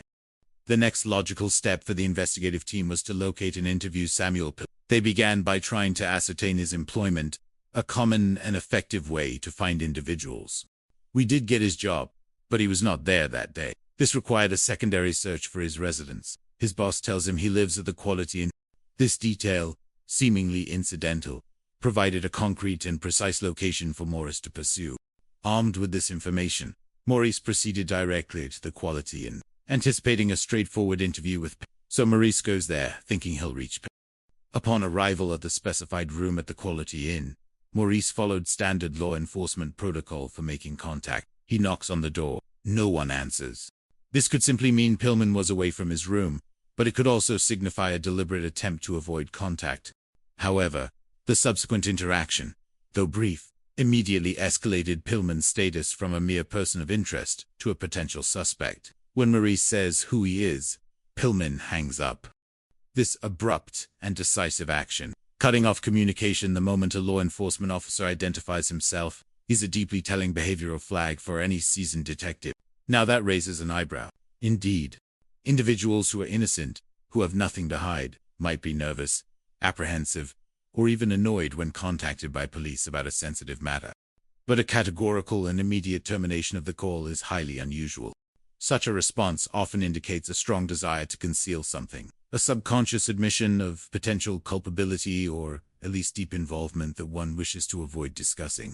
Pillman has just informed Maurice he's a potential suspect. This is the subtle art of unintended revealed underlying fear or guilt. The irony of attempting to evade law enforcement through such a transparent maneuver is rarely lost on investigators, and indeed, it often backfires spectacularly. Hanging up on a detective ensures that you're about to meet the detective. This gentle satire, targeting the criminals often underestimated inside of law enforcement, highlights the futility of such a crude attempted evasion. The investigational pressure on Pillman was now definitively intensified. Well, let's review Mr. Pillman. Now you get a phone call from a policeman, and you don't want to talk to him. What do you have to do with the death of J?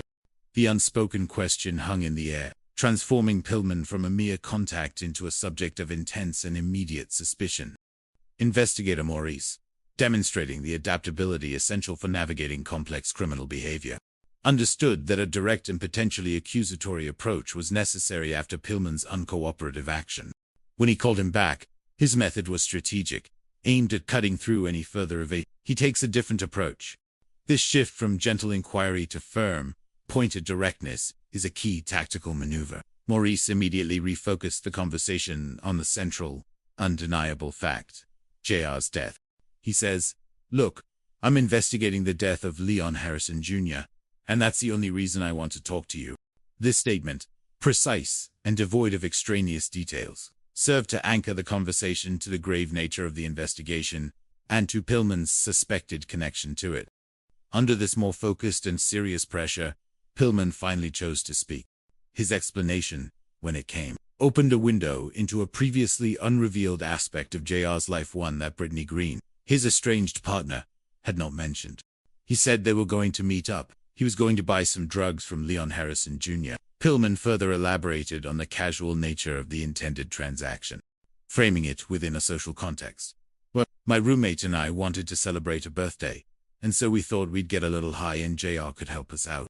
This detail revealed JR had a side hustle, a discreet involvement in the local illicit drug trade. JR's got this side hustle. He sells a little bit of grass now and again. This new information, while sketching a less than ideal portrait of the victim's activities, did not, for Maurice, diminish the gravity of the crime committed. It didn't really matter to me. It didn't matter, regardless of what his situation was. He was still murdered, and it didn't really matter whether he was a drug dealer or not. This reflects a fundamental tenet of justice. Every life has intrinsic value, and the circumstances or choices of a victim do not negate the profound illegality or moral abhorrence of murder. The focus of the investigation remained resolutely on finding JR's killer, irrespective of JR's personal decisions. Pillman continued his account, detailing the events of the evening of February 20, aligning his story with the earlier established phone records. Robbed him of his drugs and his money and then killed him. These darker scenarios, where a supposed witness is in fact the perpetrator, must always be considered and rigorously tested. Fortunately, modern investigative tools provided the objective means to either corroborate or refute Pillman's story with irrefutable evidence. We were looking at his phone, so we got to analyze the data, cross-referencing Pillman's detailed narrative with the impartial, unalterable record of his cell phone company was paramount. The brevity of the second call, lasting less than half a minute, perfectly aligned with his claim of an unanswered attempt. The efficient exoneration of Samuel Pillman, based on a rigorous application of objective data, was a critical win for Morris. It allowed him to reallocate precious time, resources, and mental energy, ensuring the investigation remained focused on more viable leads. It was a potent reminder that not every initial red flag leads to a killer. A meticulous investigation is key to narrowing the field. The challenges facing investigator Maurice were profound, marked by an acute sense of urgency and the relentless ticking of the clock. Everything was a challenge. I mean, because at this point we're already 2 weeks behind anyway, because he'd already been gone for 2 weeks. Time, in the brutal calculus of a murder investigation, is a relentless adversary. Each passing hour allows for the degradation of crucial physical evidence, the fading of witness memories, and the consolidation of perpetrator alibis, or escape routes. Starting a homicide investigation, a full 14 days after the presumed time of death, the team had a significant disadvantage, meaning a potential crime scene would have been severely compromised by environmental factors or deliberate cleanup effort. This personal vow underscored his steadfast resolve, a foundational ethic in police work. His methodical approach to overcoming these obstacles was clear and consistent. That's gathering evidence. Talking to everybody I can. I have to keep moving. Stagnation in a cold case can prove fatal to its resolution. Constant, intelligent, motion, relentless inquiry, persistent follow-up, and continuous re-evaluation of theories is the lifeblood of successful crime. With Samuel Pillman no longer a suspect, Maurice returned to an earlier, and arguably more emotionally charged, led Taish Rue, JR's estranged wife. Her earlier unavailability was a hurdle that now had to be overcome, so he returns to the effort to find Taish Rue, the estranged wife of the victim, to see what she can say about his life. His persistent, undramatic dedication, a quiet but potent aspect of police work, finally bore fruit. This time, Morris's luck changes, and finally he finds Taish Rue. The breakthrough, like many, in a methodical investigation, came from diligent tracking and inquiries, eventually pinning down her whereabouts. At the time she was working at steel mill as a security guard. This detail provided a concrete location for the initial interview, setting the stage for a critical exchange. So we went over there, and we spoke to her about Mr. Leon Harrison Jr. The task of delivering the grim news fell to the investigators, a moment that always carries immense emotional weight, and serves as an immediate litmus test for the recipient. They break the news to Taish Rue that her husband is in fact deceased. How one reacts to such a pronouncement, even an estranged spouse, provides critical behavioral cues for trained observers. The initial interaction at her workplace was necessarily brief, pragmatic in its scope, aimed at securing her cooperation for a more formal setting. We spoke to her very briefly at the steel mill, and we got her to come to the police department. The shift to the police department for a formal interview underscores the seriousness of the situation, placing her in an environment conducive to detailed questioning. An interesting point of connection between Taish and JR was also revealed. Taish works as a security guard at a steel mill in the area. JR worked there also. This meant their professional lives had intersected, creating another layer of complexity to their marital history. The interrogation then began to delve into various facets of JR's life, including the illicit activities that Samuel Pillman had disclosed. They asked her about his narcotics sales, and she immediately says, "Oh, that was a very minor, very occasional thing."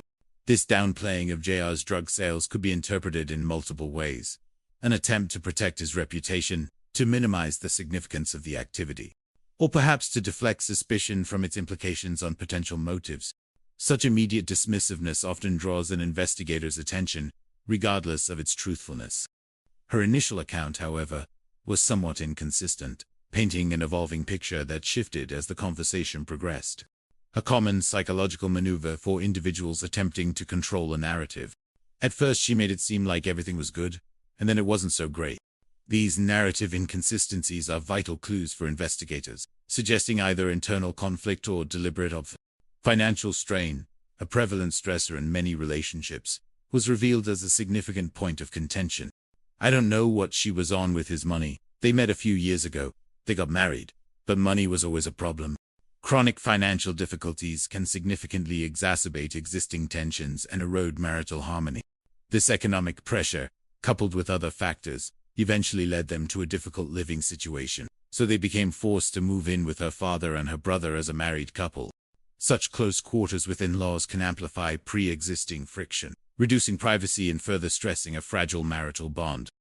Further, more probing questions uncovered deeper, more painful truths about the fundamental breakdown of their marriage. She had told us they both had issues with infidelity. This revelation suggested a mutual erosion of trust and commitment within the relationship, a reciprocal turning away. To understand what she was doing, what she wanted to do, and he was doing what he wanted to do. This phrase delicately hints at a marital arrangement that lacks true intimacy and shared purpose, almost an open-ended detachment.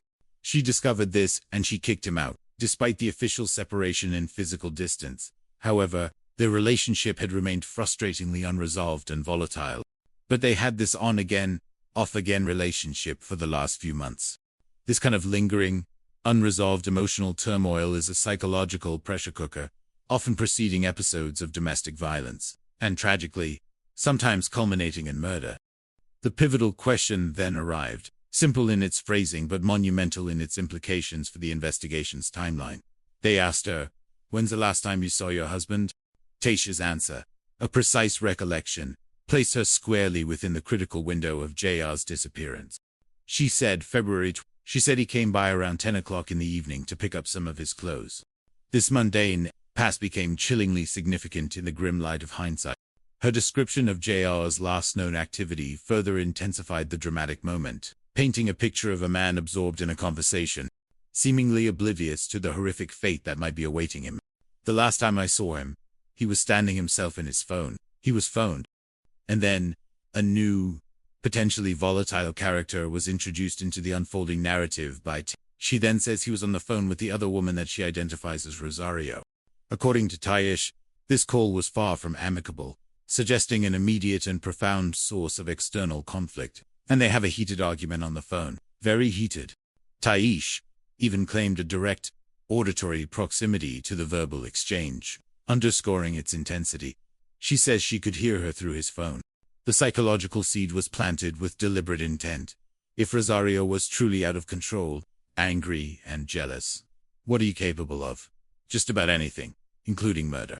Crafting a plausible narrative of a jilted and enraged lover, driven to an extreme act. The psychological battle of narratives had definitively begun. Meanwhile, as the intricate puzzle of JR's final hours was slowly being pieced together, the devastating reality of his loss had permeated the lives of his innocent children. His daughter's voice, imbued with the raw, unvarnished pain of a child, grappling with an incomprehensible tragedy. "When my dad passed, I didn't want it to be true, but I had to believe it. Everybody around me was crying. The collective grief, a shared wound rippling through their community, created a surreal, disorienting experience for her. A quiet yet urgent plea from the most vulnerable victims. But we just gotta sit here and let the police do their job." This quiet reliance on law enforcement weighed heavily on Investigator Morris and his team, serving as a constant reminder of the human cost of their work and the profound moral imperative to find the truth. The information gleaned from Taish had introduced a new and potentially explosive line of inquiry, an alleged enormously out-of-control argument between and his girlfriend, Rosario, on the very night of his disappearance. Investigators have learned about an enormously out-of-control argument between the victim and his girlfriend. This particular detail immediately refocused the investigative lens, creating a compelling avenue of exploration, especially considering the known volatility that can accompany love triangles or jealous rage. So Maurice is now extremely interested in Rosario. The possibility of a lover's quarrel escalating to deadly violence is, regrettably, a common narrative in criminal psychology, requiring immediate and thorough investigation. As if by some stroke of narrative serendipity, the answer to Morris's growing interest in Rosario quite literally walked through the front doors of the police department. When somebody at the front desk says, "There's a woman here named Rosario who wants to talk to you." This unexpected and highly convenient arrival spared the investigators the laborious task of tracking her down, but it immediately raised new, critical questions about her motivations for coming forward now. We did talk to Rosario. The interview commenced with her expressing profound emotion about JR's death, confirming her identity as the woman Tish had spoken of, and establishing the depth of their connection. She kind of gave us the insight of what their relationship was. They were in some kind of romantic relationship. She proceeded to tell them how she loved him desperately, and how she had found out, through other means, that he was now tragically dead. However, a critical omission in Rosario's prior actions prompted an immediate, direct challenge from the investigators, probing her sincerity and, subtly, her potential involvement or concealment. Why did you not report him missing? Why did you not come forward before you say, "Hey, something's wrong"? Her answers, though perhaps not entirely satisfying, were framed within the complex, often morally ambiguous reality of an illicit relationship. I don't know what to report for that. Well, for one, because he's still there, and I didn't want to interfere in that. Her hesitation, her fear of interfering with JR's existing marriage and his other family, spoke volumes about the constrained and clandestine circumstances of an extramarital affair. And on Earth, I thought it was just maybe he was embarrassed or trying to let it die down, because he knows his wife is black or all around. You know, the colloquial phrase black or all around subtly hinted at Tasha's character, suggesting a known presence, perhaps an aggressive or possessive nature, implicitly setting up a contrast with Rosario's more circumspect approach. This is not a critical relationship from my understanding. She used to try to go back and fix it, and any time he goes back, he'll try to fix it. Another guy will shoot the food. Rosario told us they had a marriage that may not have been going so well. Now, Investigator Morris and his team were faced with two diametrically opposed narratives, each meticulously constructed, seemingly designed to cast blame upon the other woman. Taish was saying that this other woman was the source of the rage and the potential threat. JR, now the other woman, is telling a totally opposite tale from T. From a criminal psychology perspective, this presented a critical dilemma. One of these two is lying, either or both. The task for the investigators was to meticulously dissect these competing versions of reality, to identify the fabrications and to discern the truth, knowing that pinpointing who was being dishonest was paramount to unraveling the layers of deception that surrounded JR's murder. Rosario was then asked about her own final personal interaction with JR, a crucial piece of the timeline puzzle. They asked Rosario when's the last time she saw JR. Her timeline was specific and consistent. She said February 3:30 in the afternoon. She picks him up from work. This established her final direct contact with him, placing him physically with her hours before his disappearance. The pivotal confrontation arrived when the investigators presented Rosario with Tasha's assertion of an angry phone call made by Rosario to JR on the night of the 20th. So they confront Rosario about the angry phone call that supposedly was made by her to JR the night of the 20th. You know, getting all over here. You know, I effed up, jumped out, seemed like I was smart. The sheer aggression, the unbridled fury, was clearly emanating from Taish, not from Rosario. Rosario further detailed the nature of the calls. "Is this the first time you were caught this morning?" And I gave the answer. I'm assuming that's when she got the first voice there. Crucially, Rosario offered more than just her spoken testimony. She provided irrefutable objective evidence. She hands her phone over to the detectives. This act of transparency and confidence spoke volumes. They review her text history and calls. The digital forensic examination proved to be the ultimate arbiter of truth. This exactly confirms her story. And confirming the context of the messages exchanged. The digital footprint solidified her innocence regarding the supposed angry phone call. By extension, her direct involvement in JR's murder. Rosario is not a killer. She's just a heartbroken woman who lost her boyfriend. This revelation was a profound pivot point in the investigation. Now, Maurice understands Tish is the jealous rage factor, not Rosario.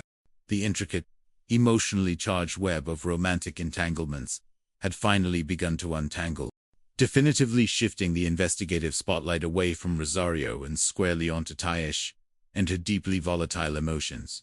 The psychological landscape of the crime was now dramatically clarified.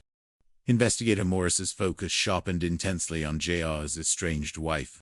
They don't get along because he's always put in a mix of their issues in their marriage. Immediately expanded the circle of individuals who harbored ill will towards JR, such fierce familial loyalty, especially when one sibling feels protective, transforming it into a broader, more dangerous family affair. So, you know, the boyfriend's brother is going to take his sister's time. The animosity, as further revealed, was not confined solely to the brother. The investigative landscape, while narrowed, remained incredibly complex. Maurice is buried up to his neck. An emotion, lies, finger-pointing, an extremely complicated web. I lost a lot of sleep trying to figure it out, and just making sure that you cover every aspect of it. This candid admission reveals the intense psychological and intellectual labor of detective work, the countless sleepless hours spent replaying scenarios, scrutinizing every detail, and battling the immense pressure to secure justice. But he knows he has one thing that is the only physical evidence recovered, is the wire used to bind the victim. Identifying the precise origin of the speaker wire could provide a direct, tangible connection to the perpetrator, or at least to a specific location or source, but we believe that it could have been speaker wire. Morris initiated a methodical, painstaking search for the source of this binding material, and a lot of places in Georgetown that sell speaker wire. So I went to Walmart looking to see if there was any kind of wiring that looked like that wiring. The idea was logical and efficient. The idea would have been that they bought it from there. We could have maybe pulled surveillance footage and seen if we could see them buying it. He also leveraged local knowledge, contacting people familiar with product stock. They contacted people that work in those departments, and they strike up. Nobody's bought any recently. Nobody sells the kind that they have in their hand. This specific and thorough search, while yielding no immediate positive results regarding the purchase location, was nonetheless valuable. It narrowed down possibilities and confirmed the inherent difficulty in tracing such a common, generic item. Then, a previously noted detail about Alex Rue Jr.'s occupation, a seemingly minor piece of information, unexpectedly sparked a new, promising avenue of inquiry. So Maurice decides to go see Alex Rue Jr. He works at a garage. The nature of Alex Jr.'s profession triggered a critical thought in Maurice's mind, connecting seemingly disparate facts. We had got some information that he had worked on cards, and he may have done some audio stuff in the past, albeit an unconventional one, the speaker wire. Upon visiting the garage, Alex Rue Jr. was not present. He's not there, but the manager is there. Morris, wasting no time, directly inquired about Alex Jr.'s employment and specific responsibilities within the establishment. He installs radios in people's cars. The manager readily produced samples of Alex Jr.'s standard stock. This was a significant, if temporary, disappointment. We were not able to locate anything that connected the wire that Mr. Leon Harrison, Jr. was bound with. Could have practically came from anywhere. The generic and widely available nature of speaker wire, while a critical component of the crime, proved frustratingly difficult to trace to a specific source, leading to a dead end in that particular line of inquiry for the moment. They have a crime scene discovery floating down the Black River toward the Atlantic. The absence of an originating crime scene added a profound layer of difficulty to establishing a precise chain of events. The family's outspoken animosity towards JR, a logical and compelling deduction emerged. But where was he killed? The likely scenario is, he died in the Ray household. The weight of this collective inference was sufficient to justify the next, crucial step. Armed with a growing body of compelling circumstantial evidence, an established motive, and a strong hypothesis about the location of the murder, the investigators had reached a critical threshold. We had developed enough probable cause, circumstantial evidence to get a search warrant for the house.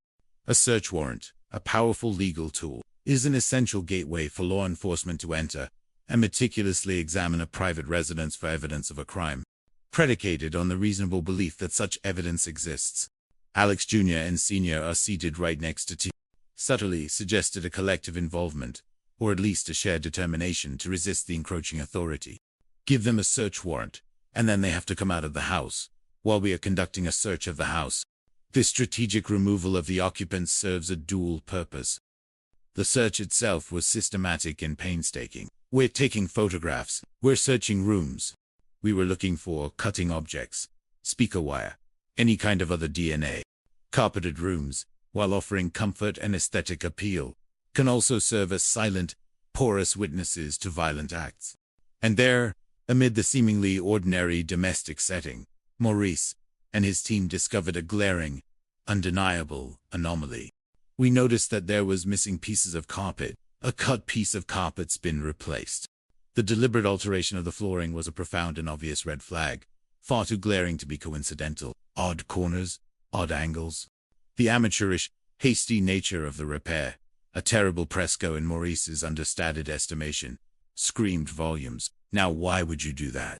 The question, though rhetorical, pointed directly to culpability and a desperate attempt to conceal a grave secret. That they were on the verge of a critical discovery. The subtle imperfections in the carpet's replacement were a beacon of truth. They pull up that insert of carpet.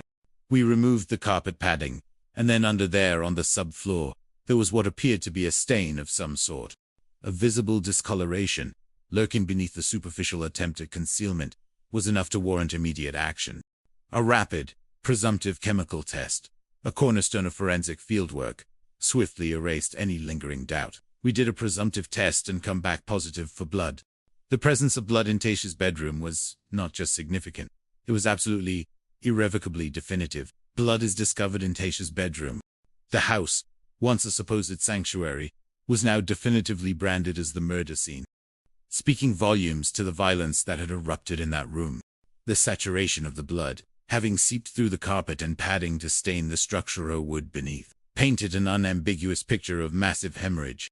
It looked like there was an attempt to clean up the blood, this amateurish, frantic effort at concealment, now forensically illuminated, underscored the guilt of those who lived there. We spent hours in that room. Every square inch of the bedroom was meticulously processed, knowing that every drop and spatter held vital information. We found several locations of blood.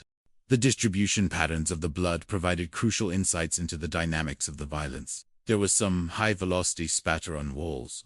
Blood spatter comes from blunt trauma, cast-off blood, from striking or beating someone, and probably an instrument, or maybe fists.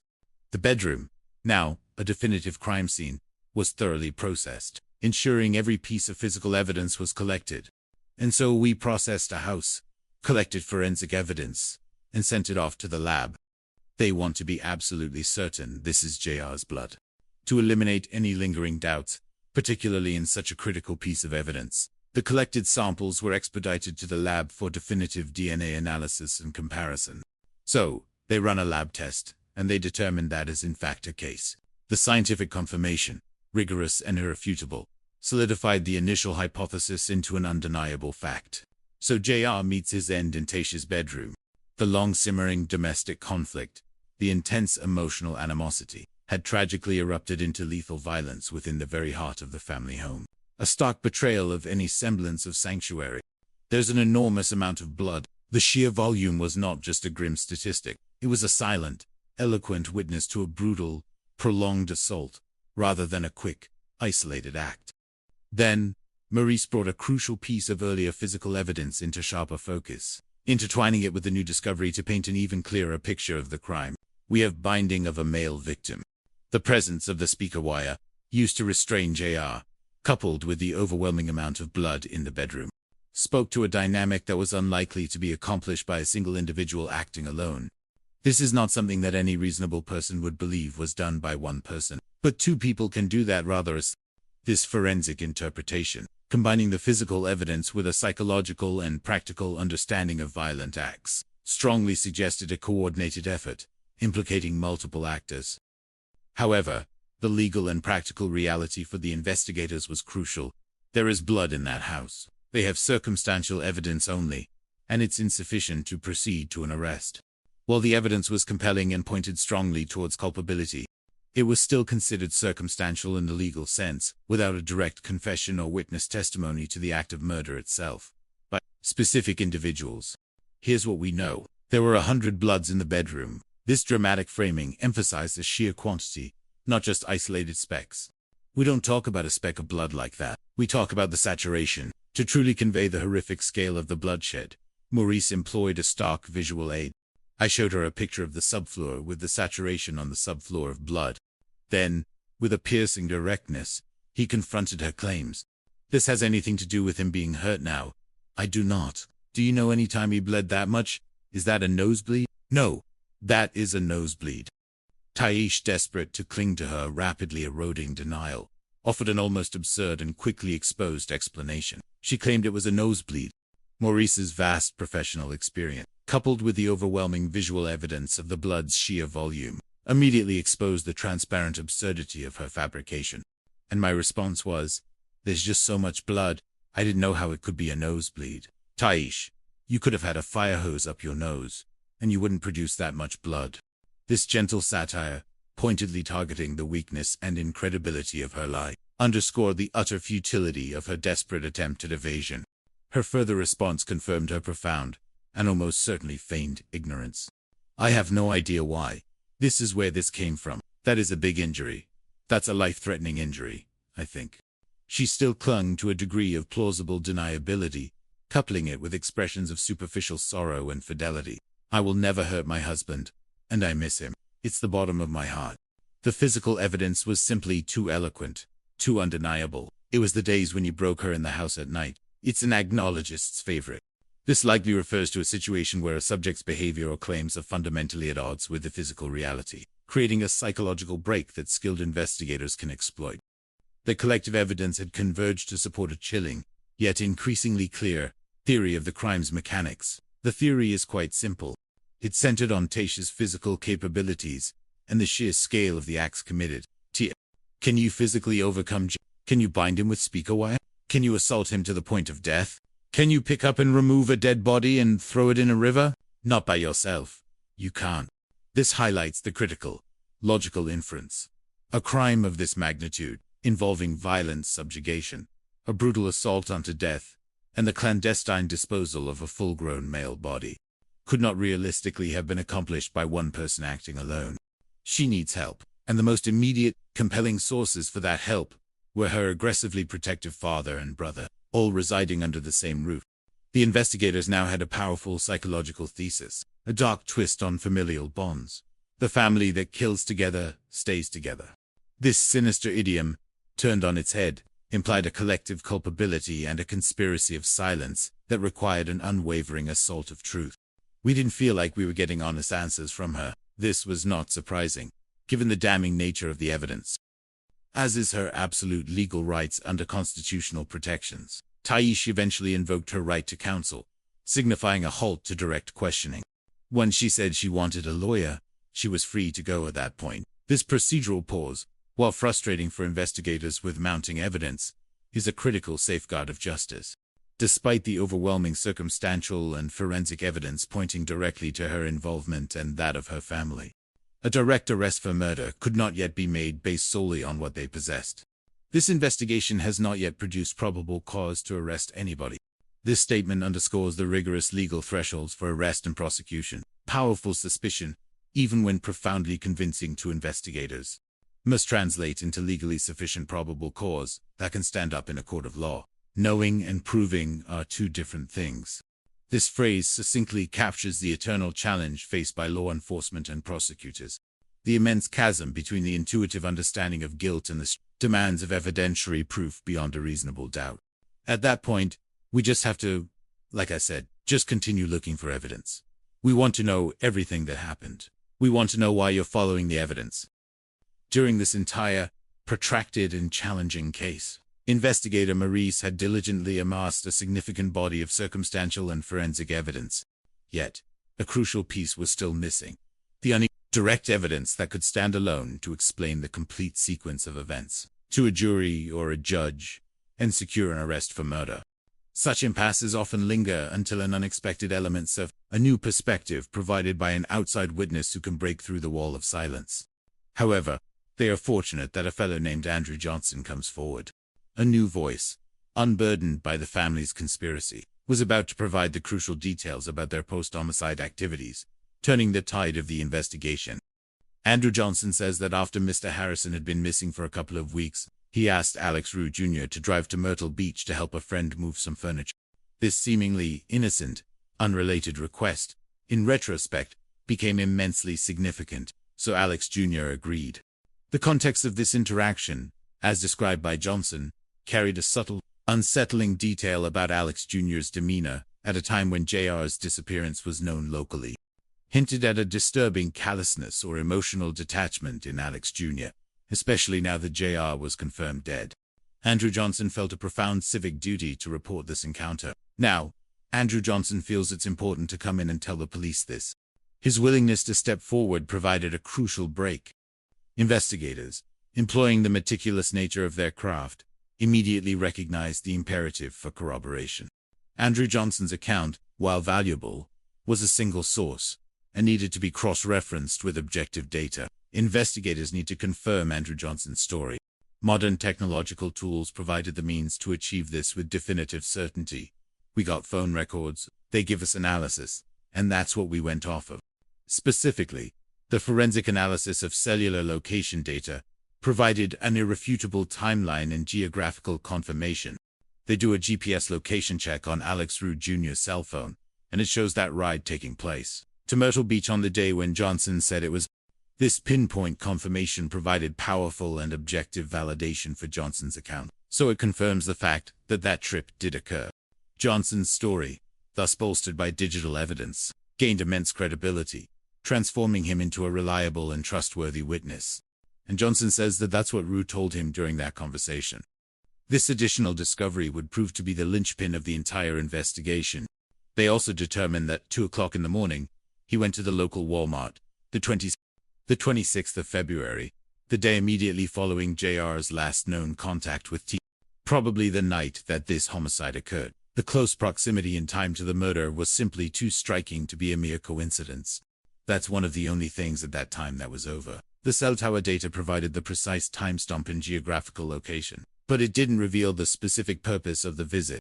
To ascertain that, a different form of objective evidence was required. We had to look at that video to see if they may have come in Walmart. The task of reviewing endless hours of surveillance footage is often tedious, a test of patience and acute observation, but it is an absolutely essential aspect of modern detective work. We went through that Walmart footage. That was a lot of footage we had to go through. Hour upon hour of grainy video, scanning for specific individuals at a specific time, required immense focus and perseverance, but the payoff was absolute and utterly conclusive. Ferguson peroxide, and as investigators know well, hydrogen peroxide is a very effective cleaning agent, particularly when it comes to blood. The scene, captured on impersonal security cameras, depicted Alex Rue Jr. purchasing this critical cleaning chemical, but more shockingly, he was not alone. You have Alex Rue Jr. in that surveillance tape buying hydrogen peroxide, but it is livable. And next to him, purchasing an instrument of cleanup, was the identity of his companion, the implications searingly clear. Alex Rue, Sr., dear old dad. The presence of the father, Alex Rue Sr., at 2 o'clock in the morning, purchasing a chemical often used to remove bloodstains, with his son, just hours after JR's suspected murder in his daughter's bedroom, shattered any remaining fuckaday of innocence. Alex Rue Sr., dear old dad, the supposed smarter, older, more calm individual in most families, not in this family. This observation, tinged with a gentle, understated satire, pierced through the family's collective pretense of ignorance and virtue. It was a brutal indictment, highlighting the moral failings and poor judgment of a parent actively involved in covering up a heinous crime. He's part of the cleanup effort. This single image, captured by an unblinking lens, placed him unequivocally within the post-homicide conspiracy. Now, are there innocent people buying things in Walmart at 2 o'clock in the morning? Sure, there are. Absolute. Walmart, for many, is a 24-hour convenience hub. They'd clean up a whole lot of blood in their sister's bedroom. The convergence of forensic evidence, the precise timeline, the specific individuals, and the damning purchase was an undeniable, insurmountable wall of proof. So that is the ultimate nail in the Rue coffin. This incontrovertible video footage provided the final, conclusive piece of the puzzle, moving the case from the realm of compelling circumstantial evidence to direct, visual proof of post-homicide actions. We look at that video and get into the point of making arrest. For investigator Alan Morris, who had started this journey with his very first homicide, the successful culmination of securing this definitive evidence, leading to the imminent arrests, was profoundly gratifying. It was a good feeling that I was able to accomplish that. This emotion was not born of callous triumph, but from the deep-seated professional satisfaction of a duty meticulously fulfilled, of a commitment to justice unwavering. That was the first step to me in justice. The very nature of this work is relentless. Homicide investigation is overwhelmingly filled with pressure. The weight of a life tragically lost. The desperate pleas of the victim's family. The societal demand for accountability. All coalesce to create an immense psychological burden on those tasked with finding answers. That's why when you have somebody by the throat, it is absolutely euphoric. The throat here refers to the unshakable legal leverage, the undeniable proof that tightens the grasp of justice, bringing a surge of relief and vindication to the investigators, who have fought relentlessly for the victim. It is a moment when relentless effort meets conclusive proof, an affirmation of purpose. With the unassailable evidence in hand, all key players were brought into custody. So now everyone's in custody. Alex Jr., Ty's and her father. The family unit, once impenetrable in its shared denial, had finally been breached by the relentless march of evidence. Based on the compelling and overwhelmingly consistent evidence from JR's blood in the bedroom, to the frantic purchase of cleaning supplies, to the intertwined narratives of infidelity and animosity investigators had pieced together, a disturbingly clear reconstruction of what happened to Leon Harrison Jr. on the night of February 25, 2017. This deep-seated emotional turmoil, allowed to fester, had metastasized into a lethal intent. She plotted her revenge. The premeditation implied by the word plotted suggests a cold, calculated shift from raw emotion to deliberate action. To execute this plan, Tayish lured JR back to her home. Ty's decided to text JR. The content of these messages was carefully crafted, tantalizingly promising reconciliation and intimacy. There were some text messages back and forth in a conversation about a candlelight dinner in the bathtub. This imagery, evocative of romance and repair, was precisely what JR might have yearned for in their turbulent, on-again, off-again relationship, and that's what he was going over there for. JR, tragically hopeful, was stepping into what he believed was an opportunity to mend fences, unaware he was walking into a meticulously laid snare. When he entered the house, he invited him into her bedroom, which I'm sure JR thought was promising, thought he was going to have a reconciliation with Ty's. This is the chilling dramatic irony of the crime. JR's hopes were cruelly inverted, leading him directly to his doom. JR had no idea he was walking into a trap designed to end his life. The profound sense of betrayal underscored the heinousness of the act. The history of bitter conflict between the couple, now intensified by external relationships and familial interference, reached its tragic culmination that night. There had been, no doubt, a history of conflict between the two, and I feel like that all came to head that night in the house. Alex Jr., fueled by his self-role as his sister's bodyguard, and his long-standing animosity towards JR, joined the assault. JR had been attacked and subdued and overwhelmed by these people, and wire was used to tie his hands and feet, making him helpless.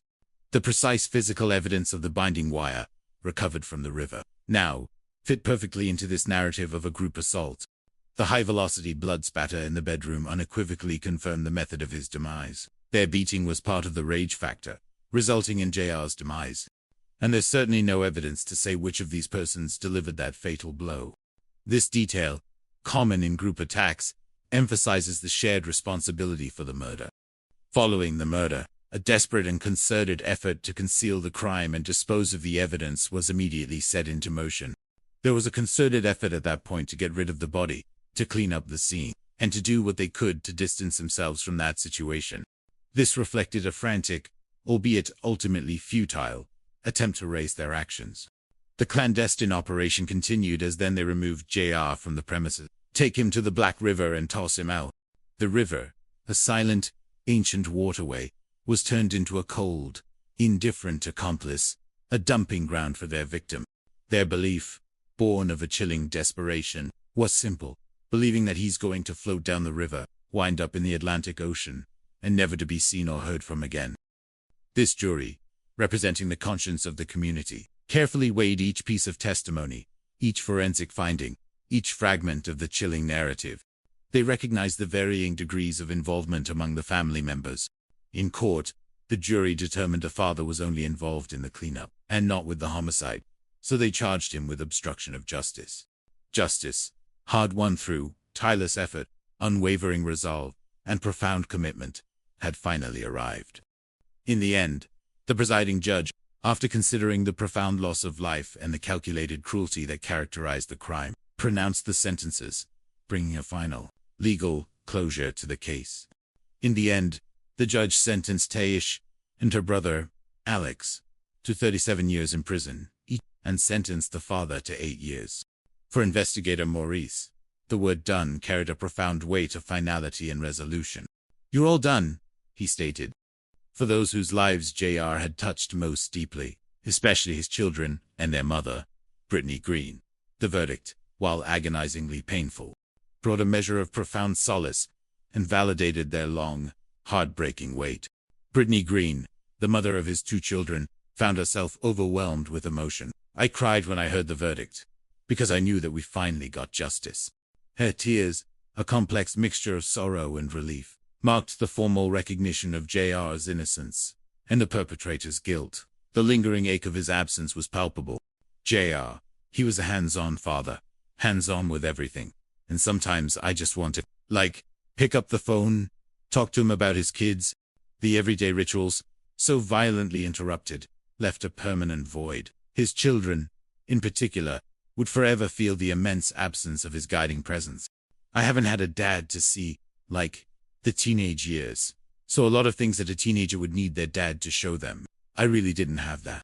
The loss of his wisdom, his guidance, and his sheer presence in those formative years were immeasurable and unrecoverable consequences of his murder. But when I make a touchdown, he's right there beside me. Every year, we celebrate his birthday and things like that. It's not easy, she admitted, bearing the weight of their loss. But I know he's still sweaty. A powerful and moving expression of an enduring spiritual and emotional connection that transcended physical death. For investigator Alan Morris, this profoundly difficult case, his very first homicide, imprinted itself deeply upon his professional consciousness and personal spirit. Homicide investigation, at its core, represents the ultimate test of the skill of the investigator. It demands not only an exceptional intellect, unwavering perseverance, a methodical attention to detail, but also a profound capacity for empathy and an unshakable. Good police work, at its most fundamental level, serves as a crucial answer to the darker facets of the human condition. Good police work is the answer to the human condition. It operates with a clear-eyed understanding that while humanity possesses an extraordinary capacity for benevolence and love, it also harbors a terrifying capacity for malice and violence. When that darker capacity manifests as a heinous crime, particularly murder, the very fabric of society demands an unwavering, resolute response. To attribute culpability, to ensure accountability for the perpetrator, and thereby bring a crucial, albeit painful, solace to the aggrieved victims and their families. We are the consequences for your behavior. Relentless pursuit of consequences for those who would violate the sanctity of human life and disrupt the social order. That's what we do. Demanding constant vigilance and renewed dedication. While the details are kept appropriately veiled, the intent is clear. To erase, to dehumanize, to utterly destroy. This perpetrator is intent on covering his tracks, but no one can be careful enough to stop a good detective. The concluding statement solidifies the grim reality of the next challenge, illuminating the darkest corners of human behavior with the unwavering light of truth and the relentless pursuit of justice. The dedication to unveiling the shadows of crime, no matter how profoundly disturbing, remains absolute, a constant affirmation of humanity's triumph over evil, fueled by the unwavering spirit and enduring resilience of American detectives. It was Saturday morning, the 11th of March, in the year 2017, and a profound, yet often deceptive, tranquility hung over the landscape of Georgetown, South Carolina. The air carried the faint, earthy scent of the Black River, a winding artery of dark water that flowed leisurely through the low country, its currents whispering ancient, unheeded secrets, entirely oblivious to the wrenching drama that was about to unfold upon its verdant banks. For countless individuals within this close-knit community, a Saturday morning invariably heralded a welcome respite, a cherished time of leisure, of reconnection with life's simpler pleasures, and often, of quiet, introspective contemplation. This particular Saturday, however, was tragically destined to become an indelible marker in the lives of many. A stark and harrowing day when the predictable, comforting fabric of their everyday existence would be violently ripped apart by the brutal reality of human malevolence. On that very river, steeped in history and natural beauty, a local resident, a man who consistently sought the quiet solace and rhythmic calm offered by the great outdoors, was engaged in his beloved hobby, fishing. His movements were fluid and seasoned, clearly reflective of countless, tranquil hours spent on these familiar waters. He possessed an intimate knowledge of the river's intricate eddies, its deep and shadowed channels, and the subtle, often imperceptible shifts in its currents that frequently hinted at a promising catch. Was usually one of patient observation, entirely immersed in the unadulterated beauty of nature. But on this specific morning, his attention was abruptly and irrevocably snared by something utterly He noticed something in the water that simply did not look right to him, to desperately pierce through the deceptive, opaque surface of the dark water. And what he saw in that agonizing and shattering moment of crystalline clarity, sent a cold, paralyzing shockwave through the very core of his being. He was incredibly alarmed. Before him, delivered with a chilling nonchalance by the indifferent current, floated a profoundly grim This was a body, unmistakably human in its form, tragically bobbing lifelessly in the depths of the Black River. Each individual investigation, a profoundly somber and deeply complex undertaking, consistently demanded not just acute logical prowess, but also an unwavering commitment to honoring the memory of the dead, tangled in the darkest, most insidious intricacies of human depravity. It has been an undeniable calling, rather than merely a chosen profession, requiring a relentless, unyielding pursuit of truth within the often tangled, obfuscating web of deception and egregious crime. Yet, I am acutely aware that I am far from the only one who has chosen to answer this demanding, often harrowing call.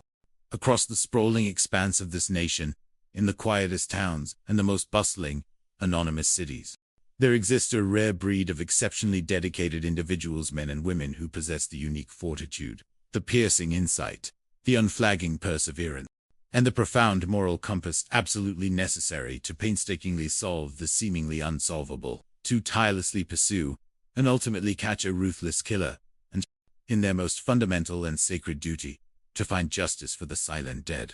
This demanding, frequently thankless, yet absolutely vital work is what truly defines the essential core of modern policing, bringing order to profound chaos, brilliant clarity to overwhelming confusion, and unwavering accountability where none was desperately sought.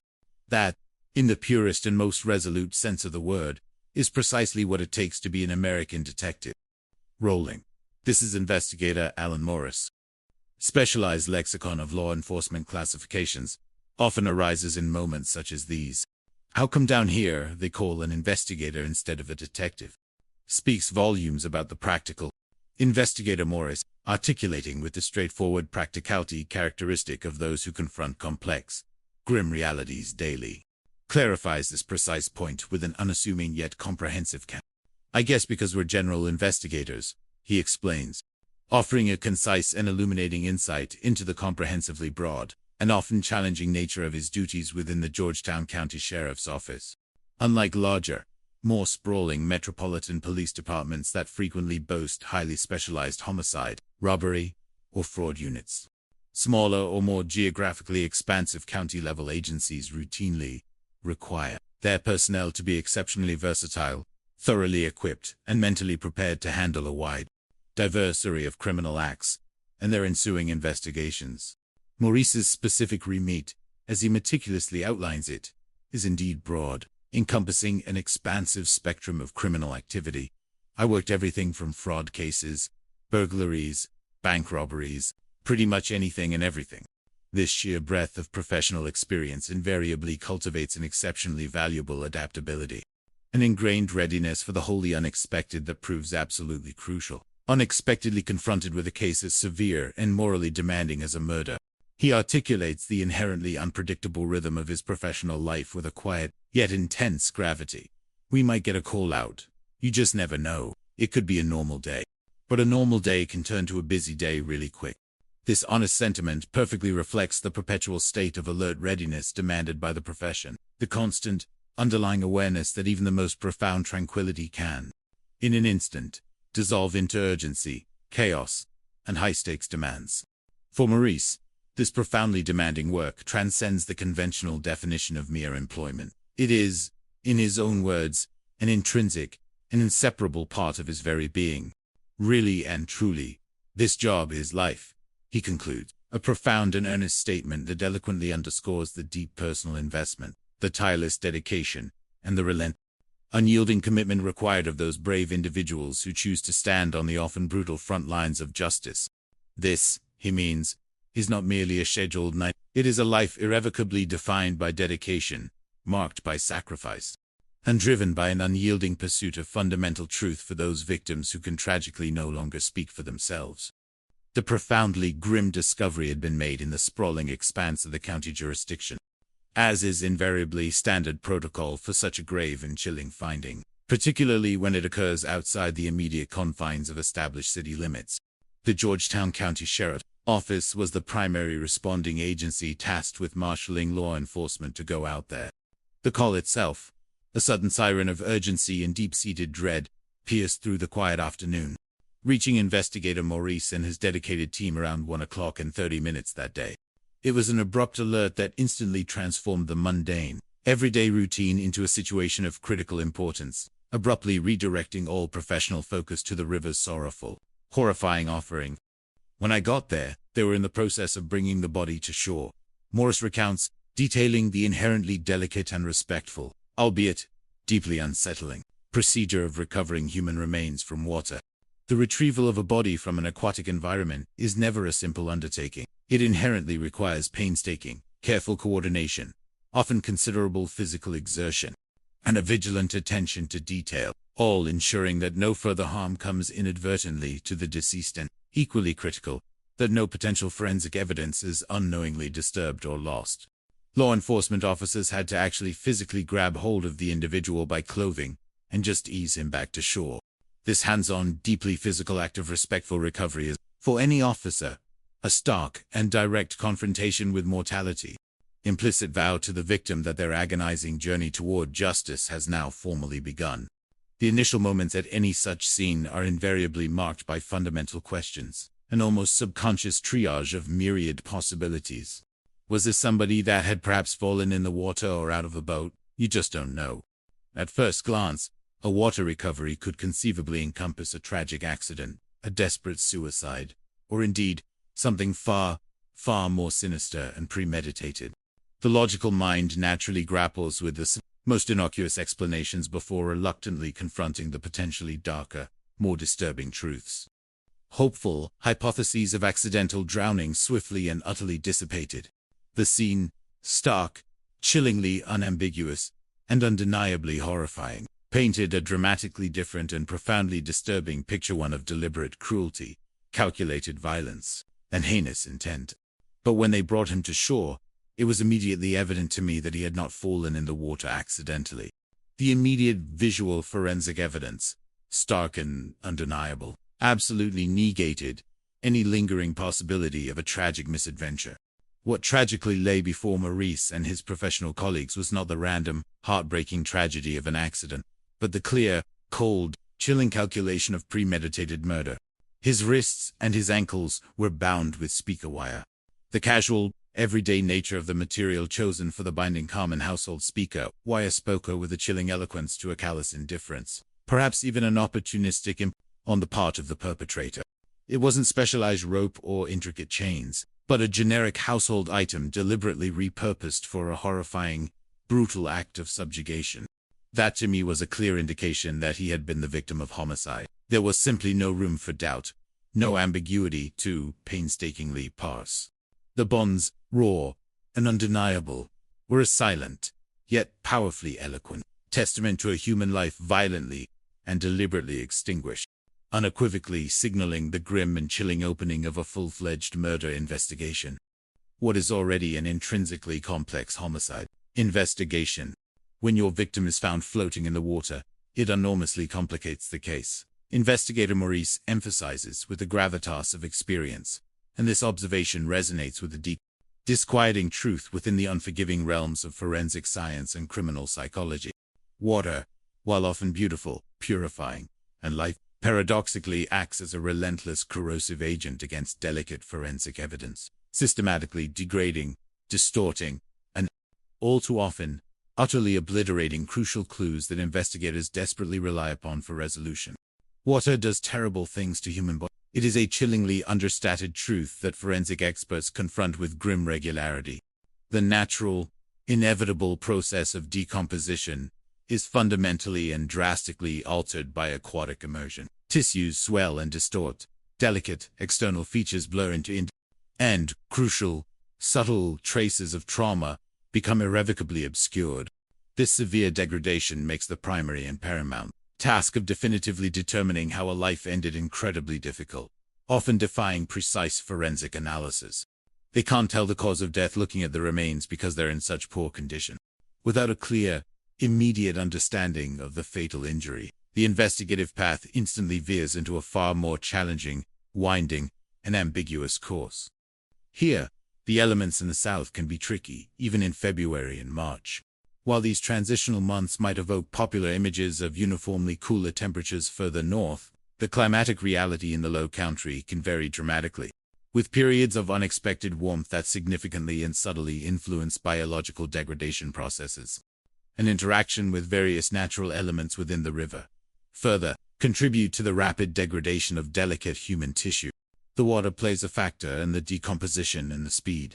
This intricate, relentless interplay of the aquatic environment, ambient temperature, and biological process works against the relentlessly ticking clock of vital evidence preservation.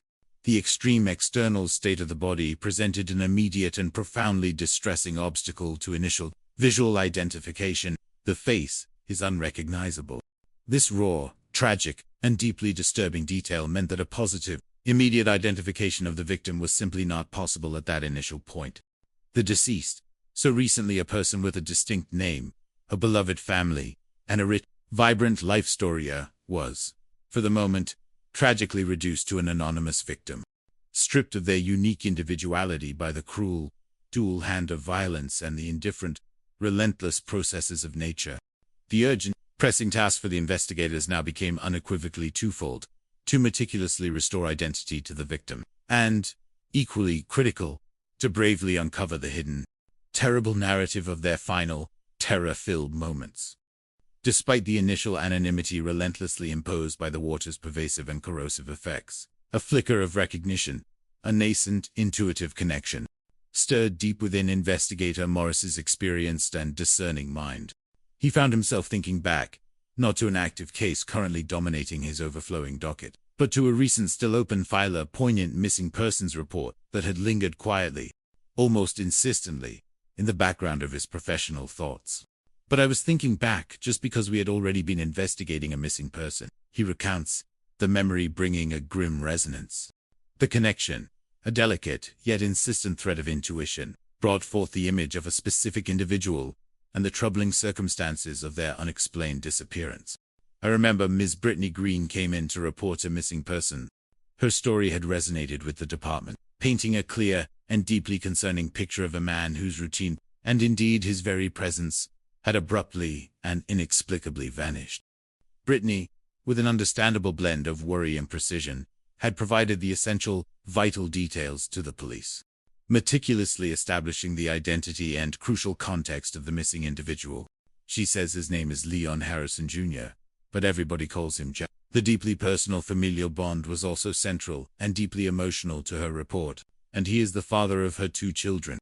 While their romantic relationship had sadly ended, a vital and unwavering connection robustly remained, intrinsically woven into the very fabric of their daily, shared lives. They no longer live together, but he routinely calls her every night to speak to the children. He hasn't called in 2 weeks. This unwavering pattern, this deeply ingrained and emotionally significant ritual of consistent paternal connection, abruptly severed for 14 agonizingly long days, had rightfully raised immediate and profound concerns within the department, instantly escalating the missing persons case from a simple, regrettable absence to a situation fraught with the grave possibility of tragedy. The sudden, inexplicable disruption of such a strong, consistent routine, particularly one intrinsically centered on the welfare and emotional connection with his beloved children, often points unequivocally to an involuntary disappearance, suggesting foul play rather than willful abandonment. The very premise of a truly missing adult with significant, clearly established familial ties is often, and for valid reasons, met with a degree of initial, healthy skepticism by experienced investigators. People do, on occasion, tragically choose to vanish, to deliberately start new, anonymous lives, or to escape overwhelming burdens. A guy that has family, that has loved ones, that has children, they're not just going to banish off this earth. Brittany further provided critical, detailed descriptive elements about Mr. Harris, invaluable information that could prove absolutely instrumental in definitively establishing identity. Brittany explains to police that Mr. Harriser is 32 years old. His general demographic details were meticulously noted. He is an African-American male. But then, a particularly distinctive and potentially definitive identifier was provided, a unique, indelible mark that could potentially bridge the tragic gap between an anonymous corpse and a missing, beloved father. but he has a rose tattooed on his inner right forearm, an identifying tattoo. This unique physical marker, small yet profoundly significant in its specificity, suddenly and powerfully became a beacon of potential, clarifying truth amidst the overwhelming ambiguity of the river's tragic victim. The connection was undeniable, too strong to be dismissed as mere coincidence, too precise to ignore. Now, investigator Maurice found himself grappling with a pivotal, gut-wrenching question, a question laden with both professional responsibility and profound human empathy. Maurice is trying to determine if this body that was found in the river is in fact his missing person. The answer to that single, crucial question would not merely close a missing persons file. It would abruptly and tragically transform it into the horrific and devastating opening of a full-scale murder investigation, irrevocably altering the path of justice for all involved. For investigator Maurice, this suddenly unfolding tragedy represented not only a profoundly disturbing and emotionally challenging case, but also a significantly unprecedented, and indeed career-defining, challenge in his burgeoning professional life.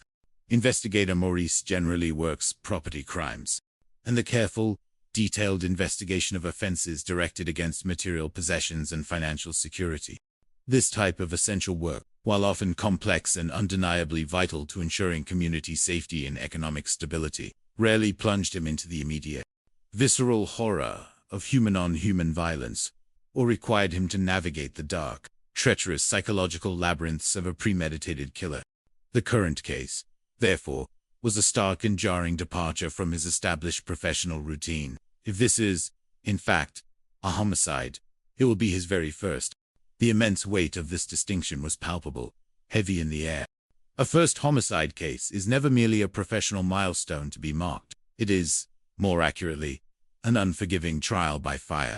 A profoundly transformative experience that inexorably demands an entirely new level of acute analytical focus, exceptional emotional resilience, and an unyielding personal fortitude that few ever truly possess. The stakes are elevated exponentially, moving far beyond mere property values or financial restitution, now centering irrevocably on the immeasurable and sacred worth of a human life, a life violently and deliberately taken. To definitively establish the victim's identity and, more crucially, to glean any possible, elusive insight into the ultimate cause and manner of death. The retrieved body had to be sent for a full and comprehensive autopsy. This intricate, highly specialized medical examination serves as a crucial cornerstone in any death investigation, but it becomes particularly indispensable when foul play is strongly suspected, and conventional forensic evidence is either compromised or significantly degraded. For Maurice, however, this procedural step was more than just a matter of protocol. It was a profound and indelible initiation into the most harrowing aspects of his chosen profession. It was my first autopsy. His honest, candid admission eloquently reveals the inherent gravity and visceral impact of the experience, the shocking confrontation with extreme brutality. So, yeah, it was a nerve-wracking thing. The raw, unflinching confrontation with mortality and calculated brutality in such a stark, cold, clinical environment is an experience that few individuals, especially those in law enforcement, ever truly forget. The methodical, almost detached efficiency of the medical examiner that eloquently belied the immense tragedy lying on the steel slab. It is, undeniably, a profound and brutal initiation into the harsh, unvarnished realities of human suffering and criminal investigation. After one has, over time, attended several hundred of them, a certain professional detachment, a necessary emotional hardening against the raw shock, tends to inevitably set in, allowing the primary focus to remain purely on the objective forensic facts, unclouded by emotion. But the first one is a shock, a profound, visceral, and utterly unforgettable baptism into the harsh, unyielding realities of violent criminal investigation. That had been the first time that I had actually seen him, because I wasn't there during a retreat, referring to the immediate, initial recovery of the body from the Black River. The sheer visual impact, now unobscured by the shrouding mud and murky water of the retrieval scene, was starkly unsettling and profoundly disturbing. It was gruesome. Yet, amidst the shock and grim assessment, the medical examination crucially confirmed a specific, horrifying detail observed earlier by the riverbank. He was bounded by hand and foot. The detailed specificity of this observation, explicitly reiterating the discovery of speaker wire restraining both the victim's wrists and ankles, powerfully reinforced the chilling narrative of deliberate, enforced helplessness and prolonged torment. The utter inhumanity of such an act, the deliberate dehumanization of another living individual, resonated deeply and painfully with an investigator, Maurice, stirring a righteous indignation. That's the most uncivilized way that I could ever see a person going out of this world. It is a profound testament to the fundamental human revulsion towards such calculated, debasing, and utterly dehumanizing violence. An intense ethical disgust that inherently fuels the relentless pursuit of accountability and ultimate justice for the victim. The medical examiner, a crucial and impartial expert in the complex forensic reconstruction of death, proceeded with their meticulous and methodical examination. Their initial findings, while admittedly hampered by the victim's prolonged immersion in the river, still managed to offer absolutely vital and illuminating clues. The medical examiner explains to Morris that, although he cannot determine the cause of death because of the decomposition level is so great, he can rule it as a homicide based on the bindings. This specific distinction is absolutely critical in strict legal terms, even without pinpointing the exact, precise fatal blow or singular trauma that ended the victim's life. The incontrovertible presence of purposeful physical restraint, specifically designed to render a person utterly immobile and helpless, definitively and unequivocally pointed to a violent death deliberately inflicted at the hands of another. The bindings themselves, stark and unambiguous, were sufficient, irrefutable proof of murder. Further careful and detailed examination of the degraded remains revealed other perplexing and less definitive injuries. The lacerations to the belly are not deep. These appeared to be relatively superficial, inconsistent with injuries expressly designed to cause a rapid demise. They're not enough to cause nor were they found to be sufficient to cause any significant, life-threatening internal organ damage. The precise nature and origin of these specific, puzzling wounds remained largely shrouded in ambiguity due to the pervasive post-mortem environmental factors. It's hard to say what those were with the condition of the body, due to the presence of animals, and that sort of thing in the water. One particular apex predator native to these southern waterways, the alligator, naturally came to mind for cautious consideration during the initial assessment. There are also alligators in this river, but they prefer living things. This biological insight is particularly important for accurate forensic interpretation. Normally, they're like a live target that they can kill and then eat. This often suggests that unless a body has been extensively submerged for a prolonged period, and significantly soft, making it more akin to palatable, alligators are generally less likely to inflict the initial life-ending trauma or severe, disfiguring post-mortem damage that might otherwise further confuse the already complex forensic evidence.